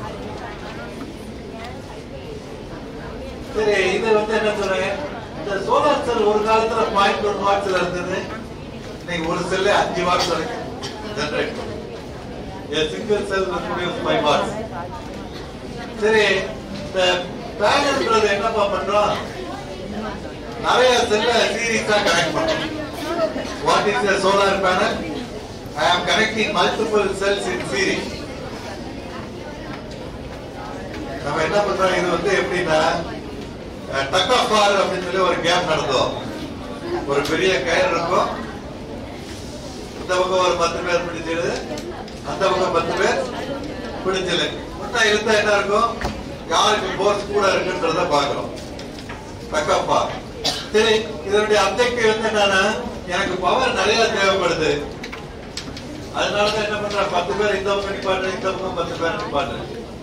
அது மாதிரிதான் என்னுடைய சோலார் செல்ல என்ன பண்றேன்? ஒரு 36 செல்ல ஒன்னா கனெக்ட் பண்ணேன்னா ஒரு செல்லுடைய வோல்டேஜ் வந்து 0.5, 36 into 0.5 18 வோல்ட்ஸ் கிடைக்கும். இத வச்சு ஒரு 12 வோல்ட்ஸ் பேட்டரிய ஈஸியா சார்ஜ் பண்ணலாம். ஏன்னா ஒரு வீட்டுல வச்சிருக்க பேட்டரி எல்லாம் 12 வோல்ட்ஸ் பேட்டரி. இது ஃபுல்லா சார்ஜ் ஆயிடுச்சுன்னா 14 வோல்ட்ஸ் வரும். டிஸ்சார்ஜ் ஆயிடுச்சு, கரண்ட் இல்ல அப்படின்னா என்ன இருக்கும்? 10.5 வோல்ட்ஸ் வரைக்கும் போகும். சோ எனக்கு இந்த ஒரு 36 செல் உள்ள பேனல் இருந்தா தான் ஒரு 12 வோல்ட் பேட்டரிய சக்சஸ்ஃபுல்லா சார்ஜ் பண்ணணும். நீங்க மொத வர பேனல் எல்லாமே இந்த 18 வோல்ட் பேனல் தான் நிறைய பாப்புலரா சொல்றேன். சரி, இப்ப கமுதியில பவர் பிளான்ட் போட்டிருக்காங்க அடானி. இந்த பவர் பிளான்டோட கெபாசிட்டி 3500 மெகாவாட். இவ்வளவு பவர் எப்படி ஜெனரேட் பண்றது? இதெல்லாம் வாட்டேஜ்ல இருக்கு. ஒரு செல்லுன்றது வாட்டேஜ்ல இருக்கு. செல் எல்லாத்தையும் என்ன பண்ணுவேன்? பேனல்ல கனெக்ட் பண்றேன். இது 300 வாட்ஸ், 500 வாட்ஸ், 600 வாட்ஸ் இருக்கு. இப்ப இது மாதிரி என்ன பண்ணிடும்? ஆயிரக்கணக்கான பேனல போட்டேன்னா என்ன ஆயிரும்? எனக்கு கிலோ வாட்ஸ்ல கிடைக்கும், மெகா வாட்ஸ்ல கிடைக்கும். இப்ப இவங்க காலேஜ்ல என்ன பண்ணிருக்காங்க, ஒரு பெரிய பேனல் பண்ணிருக்காங்க. இதெல்லாம் என்ன இருக்கும், 50 கிலோவாட் 100 கிலோவாட்ஸ்ல. ஒரு பெரிய பவர் தயார் பண்றவங்க மெகா வாட்ஸ்ல போவாங்க. அவங்க எல்லாம் இது என்ன பண்ணிருப்பாங்க, thousands and thousands of panels they use.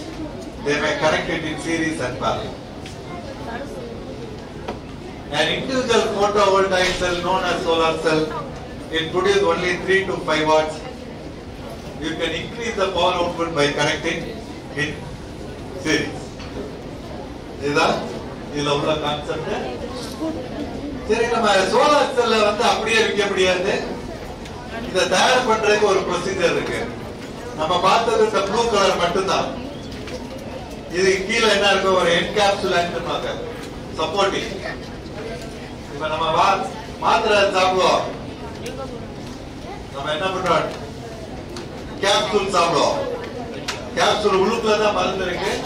Capsule வைக்கிற அந்த மருந்தை வைக்கிறதுக்கு ஒரு சின்ன டேப்லெட், ஒரு கேப்சூல் மாதிரி ஒரு மூடி வச்சிருக்கோம். அது மாதிரிதான் என்ன இருக்குன்னா, இது என்கேப்சுலன்ட் ஒண்ணு கீழே ஒண்ணு வைப்போம், மேல ஒண்ணு வைப்போம், அதுக்கு மேல ஒரு கண்ணாடி வைப்போம். ஏன்னா அதை ப்ரொடெக்ட் பண்ணணும். ஏதாச்சும் ஒரு மெட்டீரியல் மட்டும் என்ன இருக்கக்கூடாது, டேமேஜ் ஆகக்கூடாது. இது எல்லாமே ஒரு அலுமினியம் ஃப்ரேம்ல வச்சு we will sell the model. We will sell the model.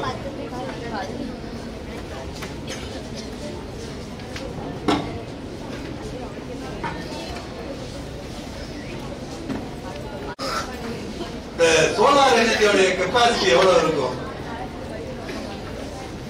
இது வந்து என்ன சொல்லுவாங்கன்னா 1000 வாட்ஸ் பெர் ஸ்கொயர் மீட்டர் இருக்கும். ஒரு ஸ்கொயர் மீட்டர் ஏரியால சோலார் எனர்ஜி ரீச் ஆகிறது வந்து 1000 வாட்ஸ். இது எங்க நடக்கும்னா எக்ஸாக்டா ஈக்குவேட்டர்ல தான் நடக்கும்.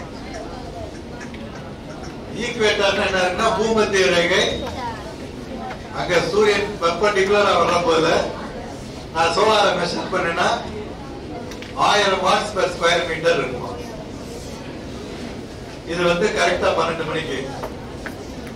இதுக்கு முன்னாலே என்ன இருக்கும், குறையும்.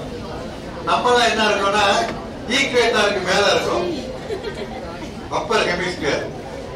நம்மளுக்கு இந்த 1000 வாட்ஸ் வர்றது ரொம்ப ரேரா. நம்மளுக்கு நல்லா வந்தாலே என்ன இருக்குன்னா 900 வாட்ஸ் தான் வரும். பூமத்திய ரேகையில இருக்கவங்களுக்கு தான் 1000 வாட்ஸ் கிடைக்குமா, நம்மளுக்கு 900 தான் கிடைக்குமா. அது விட்டுல நம்மளுக்கு கிடைக்கிறது 750-800 தான் கிடைக்கும். 750-800 வாட்ஸ் பெர் ஸ்கொயர் மீட்டர் தான் கிடைக்கும். நான் இதை எதுக்கு சொல்றேன்னா, நான் சொன்னேன் ஏர்லியரா, ஒரு தின் பிலிம் வந்து 10% தான் கன்வெர்ட் பண்ணோம். 1000 வாட்ஸ் கொடுத்தா 100 வாட்ஸா மாத்தோம்.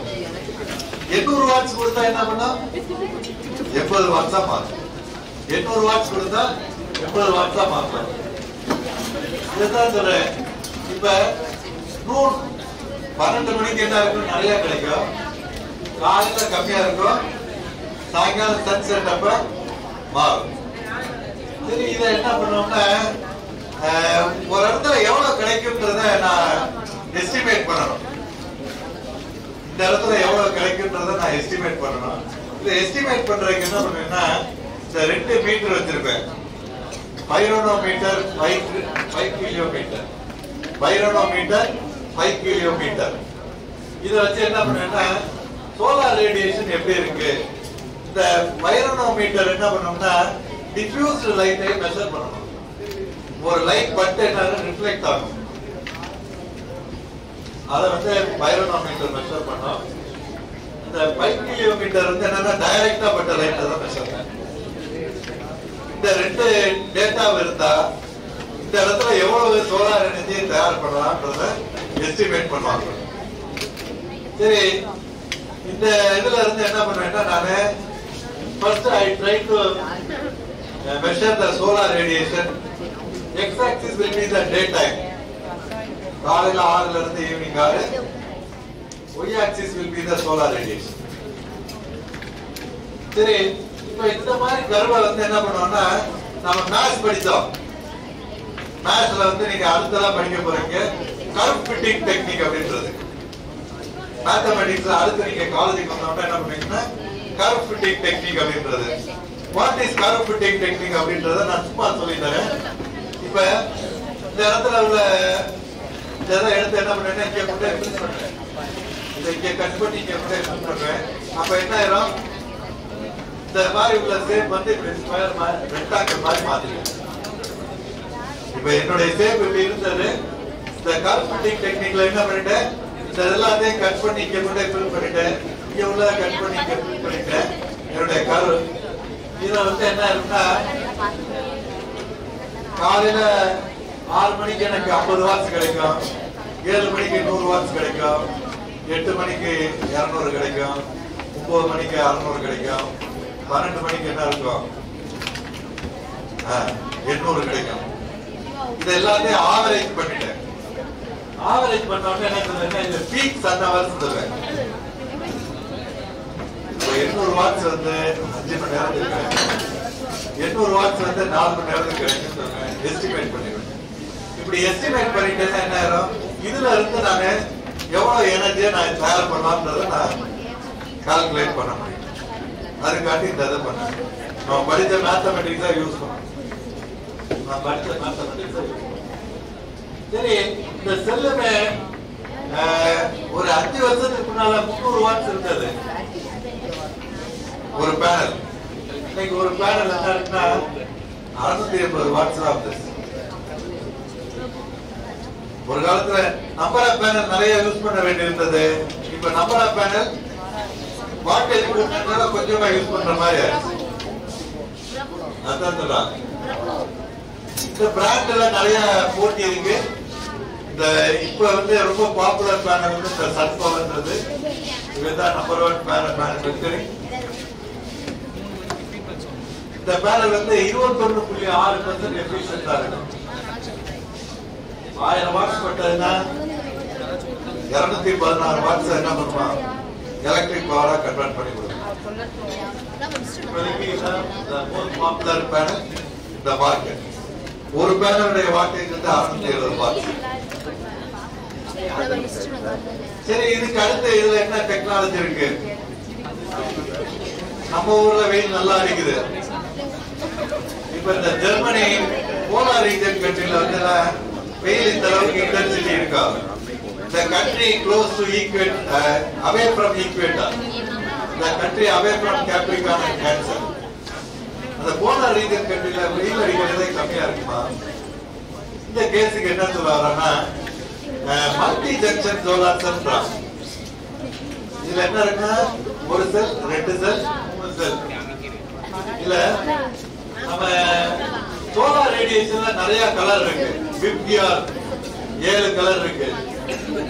இந்த 7 கலர் என்ன பண்றது, தனித்தனியா பிரிச்சு அதுல இருந்து எனர்ஜி எடுக்கிறது. மல்டி ஜங்ஷன் சோலார் செல்ன்றது இது வந்து எஃபிஷியன்சி கூட்டுறதை காட்டி பண்ணிருக்காங்க. இது ஏர்லியா 3 ஜங்ஷன் இருந்தது, இப்ப 5 ஜங்ஷன் ரிசர்ச் பண்ணிட்டு இருக்காங்க. இந்தியாவை பொறுத்த வரைக்கும் இது தியரி தான், யூஸ் பண்ண ஆரம்பிக்கும். 5 ஜங்ஷன் சோலார் செல். சரி, இது இன்னொரு ஒரு ரிசர்ச் என்ன நடக்குதுன்னா, இதுக்கு மேல ஒரு லென்ஸ் வச்சிருது. லென்ஸ் வச்சா என்ன, சோலார் ரேடியேஷன் ஃபோக்கஸ் ஆகும், எனர்ஜியை நிறைய ஜெனரேட் பண்ணலாமா. இதுக்கு பேர் கான்சென்ட்ரேட்டட் சோலார் செல்ன்றது. இது என்ன பண்றாங்க, இதுவுமே நம்ம ஊர் கண்ட்ரிக்கு நிறைய யூஸ் இல்ல. நம்ம ஊர்ல டெம்பரேச்சரை கூட்டினா என்ன ஆகும், நம்ம ஒரு காலத்துல என்ன பண்ணுவோம், ஒரு பேப்பர் எடுப்போம், ஒரு லென்ஸை வச்சு போக்கஸ் பண்ணோம்னா என்ன, பேப்பர் தீப்பிடிக்கும். இது மாதிரி கேஸ் நம்ம நடக்கும், நம்ம டிவைஸ் ஃபெயில் ஆயிடும். வேற சில கோல்டு கிளைமேட்டிக் கண்ட்ரி, ஜெர்மன், யூரோப்ல எல்லாம் என்ன இருக்குன்னா நெதர்லாந்து, அயர்லாந்து இங்கெல்லாம் ரொம்ப டெம்பரேச்சர் கம்மியா இருக்கும். ஜெனரேஷன், பவர் ஜெனரேஷன் கூட்டுறதுக்காண்டி சோலார் செல்லுக்கு முன்னால லென்ஸ் வைக்கலாம். இதுக்கு பேர் கான்சென்ட்ரேட்டட் சோலார் பிவி செல் அப்படின்றது. இதெல்லாம் எப்படி இருக்கும்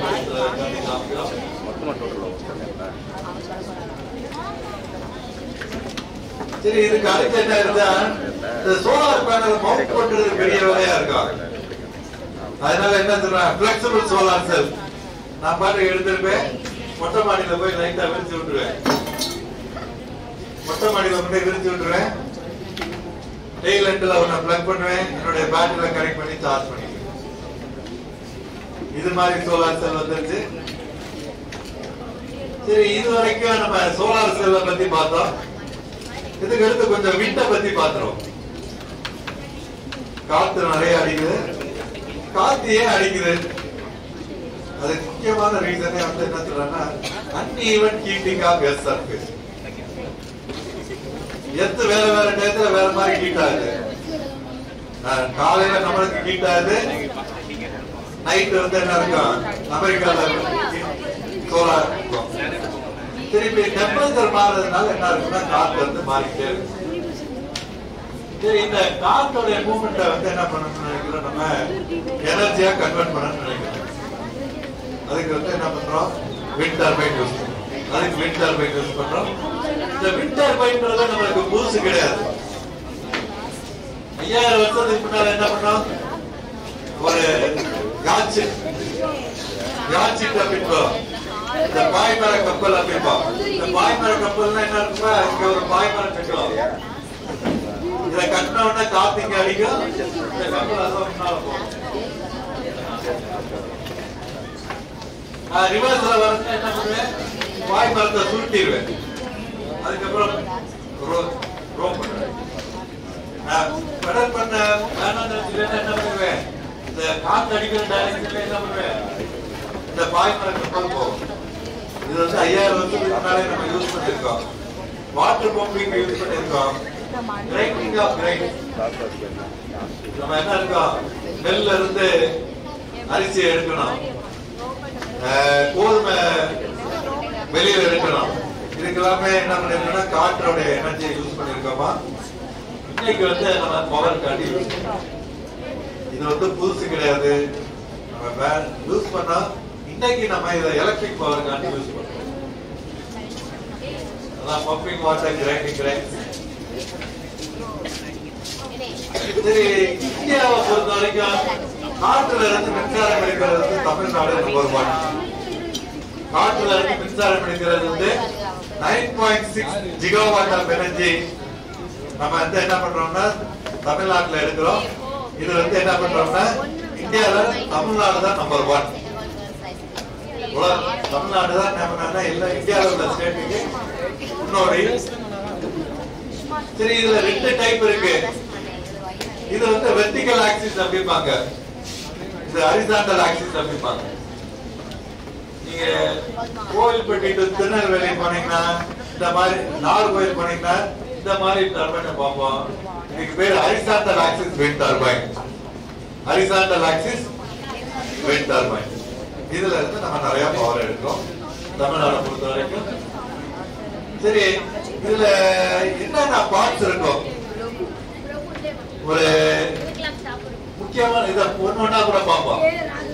முக்கியமானது, இதுக்கு ஒரு பெரிய பவுண்டேஷன் வேணுமா. இந்த பவுண்டேஷனை பாத்தீங்கன்னா இந்த விண்ட் டர்பைன் டவர் நிக்கிறதுனா சும்மா டவரை நிப்பாட்ட முடியாது. Very big foundation. ஒரு வீடு கட்டுறதுக்கு மாதிரி என்ன இருக்குன்னா பவுண்டேஷன். இது எப்படி இந்த பவுண்டேஷன்ல கம்பி கட்டியிருக்காங்க. இந்த பவுண்டேஷன் போட்ட பிறகு என்ன பண்ணுவா, I will fix the tower. I will fix the tower over the foundation. The foundation the tower நிப்பாட்டு. சரி, இந்த டவருக்கு முன்னால என்ன பண்ணணும்னா ரோட் எல்லாம் கன்ஸ்ட்ரக்ட் பண்ணணும். பவுண்டேஷன் வேலை பார்த்துட்டு இருக்கும்போது ரோடு கன்ஸ்ட்ரக்ஷன். ஏன்னா இந்த மெட்டீரியல் எல்லாம் நான் டிரான்ஸ்போர்ட் பண்ணி கொண்டு வரணும். இதுக்கு வேலை பார்க்கணும். ரோட்டுக்கு அப்புறமேட்டு தான் இதெல்லாம் கொண்டு வருவேன். நீங்க இந்த மாதிரி பிளேட பார்த்துருக்கலாம். ரோட்ல இந்த பிளேடோட லென்த் எப்படி இருக்கும்னா 40 மீட்டர்ல இருந்து 60 மீட்டர் இருக்குமா. 40 மீட்டர்ல இருந்து 60 மீட்டர் இருக்குமா. இந்த டவரே நிறைய டவர் இருக்கு. Electric tower, electric tower, steel tower.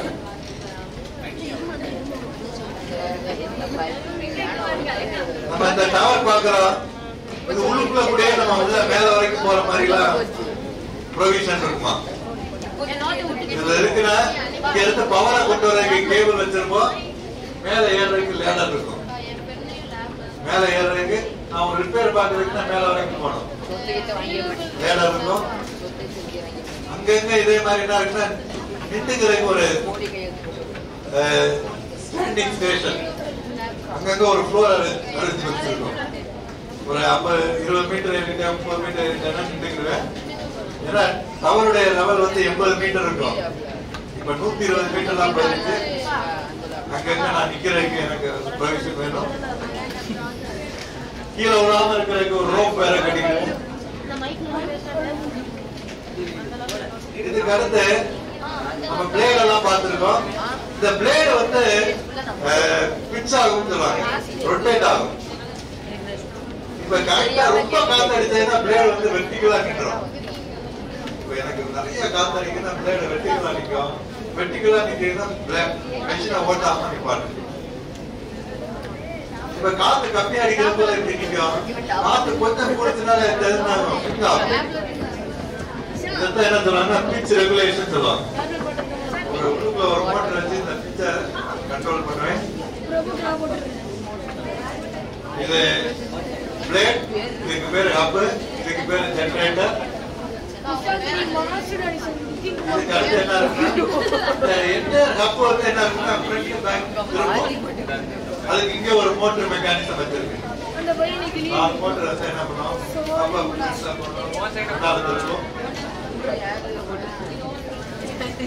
இப்ப லேட்டஸ்டா உள்ள பிளேட் வந்து 187 டயமீட்டர். ஒரு பிளேடோட லெங்த் என்ன இருக்குன்னா கிட்டத்தட்ட 95 மீட்டர் இருக்குமா.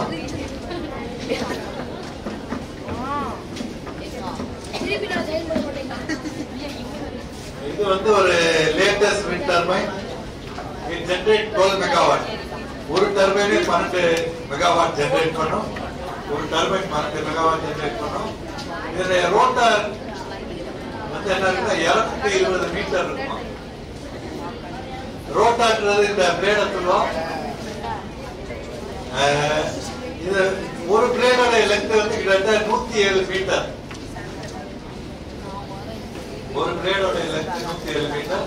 நம்ம ஊர்ல வச்சிருக்கிறதுல என்ன இருக்குன்னா 60 மீட்டர்ல தான் யூஸ் பண்றோம். நம்ம நாகர்கோவில் சைடு போற போது பார்த்துருப்போம், நிறைய லாரியில போக தூத்துக்குடி போற போது பார்க்கலாம். இதெல்லாம் 40 மீட்டர்ல இருந்து 60 மீட்டர் தான். இது வேர்ல்ட் லாங்கஸ்ட் வந்து 107 மீட்டர். அதனுடைய டேட்டா என்ன சொல்றாங்கன்னா ஆன்ஷோர் விண்ட் டர்பைன்றது நம்ம பார்க்கிறோம், பூமி மேல இருக்குது. கடல்ல வைக்கிறதுக்கு பேர் வந்து ஆஃப்ஷோர் விண்ட் டர்பைன் சொல்லுவாங்க. இந்த ஆஃப்ஷோர் விண்ட் டர்பைன் நிறைய பவர் ஜெனரேட் பண்ணுவாங்க. இந்தியால இதுவரைக்கும் நிறைய நம்ம பண்ணல. தமிழ்நாட்டுல தான் இப்ப முயற்சி பண்ணிட்டு இருக்கோம். தமிழ்நாட்டுல முயற்சி பண்ணிட்டு இருக்கோம். கடல்ல இந்த காற்றாலை இருக்கு. இந்த டர்பைன் டயமீட்டரை கூட்டிட்டே போறாங்க. இப்ப ரீசெண்டா என்ன இருக்கு, சேச்சுரேட்டர். இதுக்கு மேல பெருசா டர்பைன் டயமீட்டர் எதிர்பார்க்கிறோம். இது ஒரு சைஸ விசுவலைஸ் பண்றதுக்காண்டி அந்த மேல ஒரு கப் பார்த்தோம், அதை கீழே வச்சோம்னா எவ்வளவு பேர் நிக்கிறாங்க பாருங்க. ஆப்ஜெக்டிவ் வந்து இது எவ்வளவு சைஸ் இருக்குன்றத விசுவலைஸ் பண்றதுக்காக நம்ம தெரிஞ்சுக்கிறதுக்கு. இது 3 பிளேட பண்ணி இந்த கப்ல செட் பண்ணுவோம். இது ரோட்டா, இதோட ஸ்டாப். இதுல நிறைய கியர் இருக்கும். இந்த ஸ்பீட கூட்டி என்ன பண்ணுவோம், ஜெனரேட்டர் ரன் பண்ணுவோம். இப்ப இந்த கியர் இல்லாமலுமே விண்ட் டர்பைன் வருது. இதுல ஒரு விண்ட் டர்பைன் பண்ண போனா என்ன பண்ணுன்னா இந்த அனிமோமீட்டர் சொல்லுவோம். இந்த மேலாப்ல ஒரு கப் இருக்கும். இத ஒரு வருஷத்துக்கு நான் டேட்டா எடுப்பேன். ஒரு வருஷத்துக்கு இது எவ்வளவு சுத்துச்சு அப்படின்றத பார்ப்பேன். அதே மாதிரி இது வந்து இன்னொரு ஒரு டைரக்ஷன் பார்க்கறதுக்கு வந்து என்ன பண்ணுவோம், விண்ட் வேன் சொல்லுவோம். இந்த இன்னொரு சின்ன டிஸ்க் மாதிரி இருக்கும். இதுக்கு பேர் விண்ட் வேன். சரி, இந்த வெர்டிகல் ஆக்சிஸ் விண்ட் டர்பைன்றது ரொம்ப காலமா கண்டுபிடிச்சுனா, பட் இன்னும் பவர் ஜெனரேஷனுக்கு பெருசா வரல. டொமஸ்டிக் பவர் ஜெனரேஷனுக்கு இது நிறைய வரும்னு எதிர்பார்க்கிறேன்.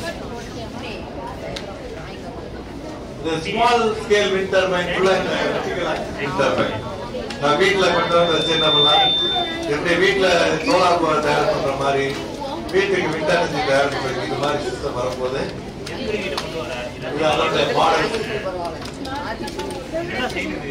வெர்டிகல் ஆக்சிஸ் விண்ட் டர்பைன் கடலை வைக்கலாம் ஒரு சில ரிசர்ச் ஓடிட்டு இருக்கு. இது வெர்டிகல் ஆக்சிஸ் விண்ட் டர்பைன். இது என்ன பண்ணிருக்காங்கன்னா சோலார் மேப் மாதிரி விண்ட் மேப் இந்தியா ரெடி பண்ணிருக்காங்க.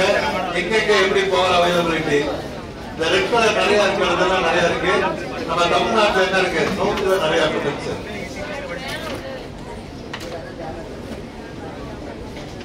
சரி, இந்த கர்வ மட்டும் சொல்லிட்டு முடிச்சிடலாம் பாக்குறேன். இப்ப இது எக்ஸ் ஆக்சிஸ் வந்து 3.5 மீட்டர் போட்டிருக்காங்க, ஒய் ஆக்சிஸ் பவர் போட்டிருக்காங்க.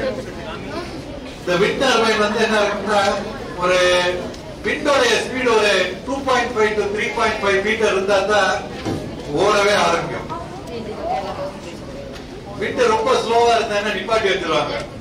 சும்மா சுத்தினா என்ன ஆயிரும்னா வியர் அண்ட் டியர் இருக்குமா, அதனுடைய வயசாயிரும். அதனால ஒரு 3 metre per second wind speed இருந்தா தான் நான் என்ன பண்ணுவேன், மெஷினை ஓட்டுவேன்.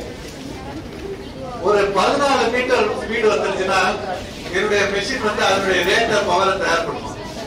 2 மெகாவாட்னா 2 மெகாவாட் தயார் பண்ணும். 14 மீட்டர் இருந்தா அதுல சொன்ன 1000 watts per square metre illumination வந்து என்ன பண்ணும், ரேட் ஆஃப் பவரை தயார் பண்ணும். இது மாதிரி இது 12ல இருந்து 14 வந்ததுன்னா ரேட் ஆஃப் பவரை தயார் பண்ணுமா.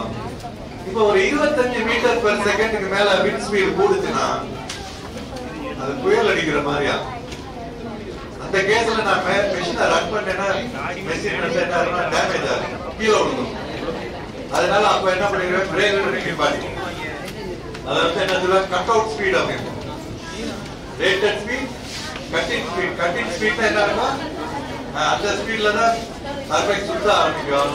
கட் அவுட் ஸ்பீட்ல வந்து என்ன இருக்கும், டர்பைன் ரொம்ப ஸ்பீடு கொடுச்சுன்னா நம்ம ரொம்ப காத்தடிக்கிற போது சைக்கிள் ஓட்டிட்டு போனா என்ன இருக்கும், அவங்கள தள்ளும். அது மாதிரி ரொம்ப ஸ்பீடு காத்தடிக்கிற போது டர்பைன் என்ன பண்ணிடுவேன், ஆஃப் பண்ணிடுவேன். அதுக்கு பேர் வந்து கட் அவுட். இதை எப்படி மாற்றோம் அப்படின்றத காமிக்கிறோம். இந்த அப் அசம்பிளி இது பிரான்ஸ் இத்தாலியில என்ன பண்றாங்கன்னா இந்த விண்ட் டர்பைனுக்கு மேல ஒரு சின்ன ரூஃப் மாதிரி கட்டிடுறாங்க. கீழே ஒரு லிஃப்ட் இருக்கும். யாரையாச்சும் சைட் சீயிங் பார்க்க போறவங்க கீழே இருந்து மேல போய் சைட் சீயிங் பார்க்கலாம். அதுக்கு ஒரு காசு வசூல் பண்ணிடுறாங்க. இது லென்ஸ் விண்ட் டர்பைன் சொல்றா. இது lens wind turbine Japanese research பண்ணிருக்காங்க.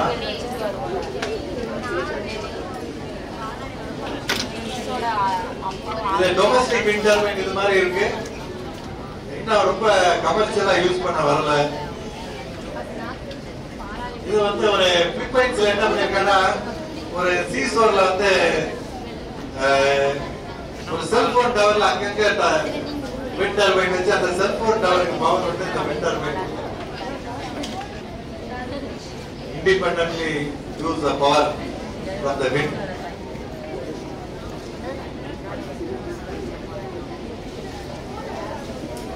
ஃபைனலா அடுத்து என்ன சொல்லிட்டு இருக்கோம்னா ஃபியூயல் செல் அப்படின்னு ஒரு டெக்னாலஜி பேசிக்கிட்டே இருக்கோம். நம்மளுக்கு தெரிஞ்சது வாட்டர். பூமியில வந்து என்ன இருக்கும், வாட்டர் நிறைய இருக்கு, எஸ்பெஷலி சீ வாட்டர். நம்மளுக்கு வாட்டர்னா என்ன இருக்கும், H2O. இந்த வாட்டர்ல இருந்து என்ன பண்ணலாம்னா ஹைட்ரஜனை தனியா பிரிக்கலாம், எலக்ட்ரோலைசிஸ் பண்ணோம். இந்த ஹைட்ரஜன் வந்து ஒரு நல்ல ஃபியூயலா, ஹைட்ரஜன் ஒரு நல்ல ஃபியூயலா. என்ன எதிர்பார்க்கறாங்கன்னா இன் ஃபியூச்சர் நம்ம ரோட்ல ஓட்டுற காருக்கு வந்து என்ன இருக்குன்னா ஹைட்ரஜனை நான் ஃபியூயலா யூஸ் பண்ணுவேன். இந்த ஹைட்ரஜன்ன்றது எப்படி இருக்குன்னா ஒரு டேங்க்ல கொடுத்துருவாங்க, எல்பிஜி டேங்க் மாதிரி ஒரு டேங்க்ல வந்து ஹைட்ரஜன் ஃபியூயல் வாங்கி நான் வச்சிருவேன். இன்னொரு ஒரு டேங்க்ல வந்து ஆக்சிஜன் வச்சிருப்பேன். இந்த ஹைட்ரஜனையும் ஆக்சிஜனையும் லிங்க் பண்ணேன்னா என்ன நடக்கும்னா H2O வாட்டர் ப்ரொடியூஸ் ஆகும். அப்ப எலக்ட்ரிசிட்டி உற்பத்தி ஆகும். இந்த எலக்ட்ரிசிட்டியை வச்சு என்ன பண்ணுவேன்னா நான் காரை ஓட்ட போறேன். இப்ப இந்த பக்கம் ஹைட்ரஜன் போகுது, இந்த பக்கம் ஆக்சிஜன் போகுது, ஒரு புரோட்டான் எக்ஸ்சேஞ்ச் மெம்பரைன் சொல்லுவோம். இது ரெண்டுலையும் பட்ட உடனே என்ன ஆகும்னா எலக்ட்ரிசிட்டி ப்ரொடியூஸ் ஆகும். இது என்னுடைய motor with drives my electric vehicle. இது என்ன பண்ணா ஹைட்ரஜன் ஃபியூல் பேஸ்ட் வெஹிக்கிள். இது அடுத்த ரிசர்ச் ஓடிட்டு இருக்கு. இது டொயோட்டா கம்பெனிக்கார மிராய் அப்படின்னு சொல்லி ஒரு கார் தயார் பண்ணியிருக்காங்க. அந்த கார் ஹைட்ரஜன் ஃபியூல்ல ஓடுது. இதுல நிறைய பேர் ரிசர்ச் பண்ணிட்டு இருக்காங்க. இது இன்னும் புதுசா ஒரு எக்கனாமிக்கலா வரல. வந்த உடனே நம்ம மார்க்கெட்ல ரோட் சைட்ல பார்க்கலாம். இது ஒரு future technology, future renewable energy technology. And to summarize, நம்ம என்ன சொல்லக்கூடாது, இன்னும் ஒரு 50 வருஷம் கழிச்சு no more gas, no more petrol. நம்ம பேரை நம்மகிட்ட என்னப்பா எல்லாத்தையும் நீ அனுபவிச்சுட்ட, எனக்கு ஒண்ணுமே இல்லைன்னு சொல்லக்கூடாது. அதான் சொல்றான் தாத்தாஜி, what you left for me in this country. உலகத்தை நீ எல்லாத்தையும் கெடுத்துட்ட, நான் எப்படிப்பா கம்ஃபர்டபுளா வாழ்றது, எனக்கு நல்ல உலகத்தை நீ கொடுக்கல அப்படின்றத காட்டி ஃபீல் பண்ற. And we have to stop the eco-terrorism. The ultimate aim is to make the world green. நம்ம the global warming பத்தி எதுக்கு இவ்வளவு நேரம் பேசணும்னா உலகம் green ஆ இருக்கணும். We have to minimize the pollution. Minimize the. I once again thank the coordinators as well as the Kamaraj College management for giving me an opportunity.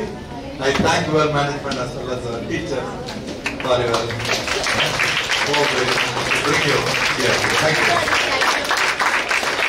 If you have any specific doubts, I direct it back.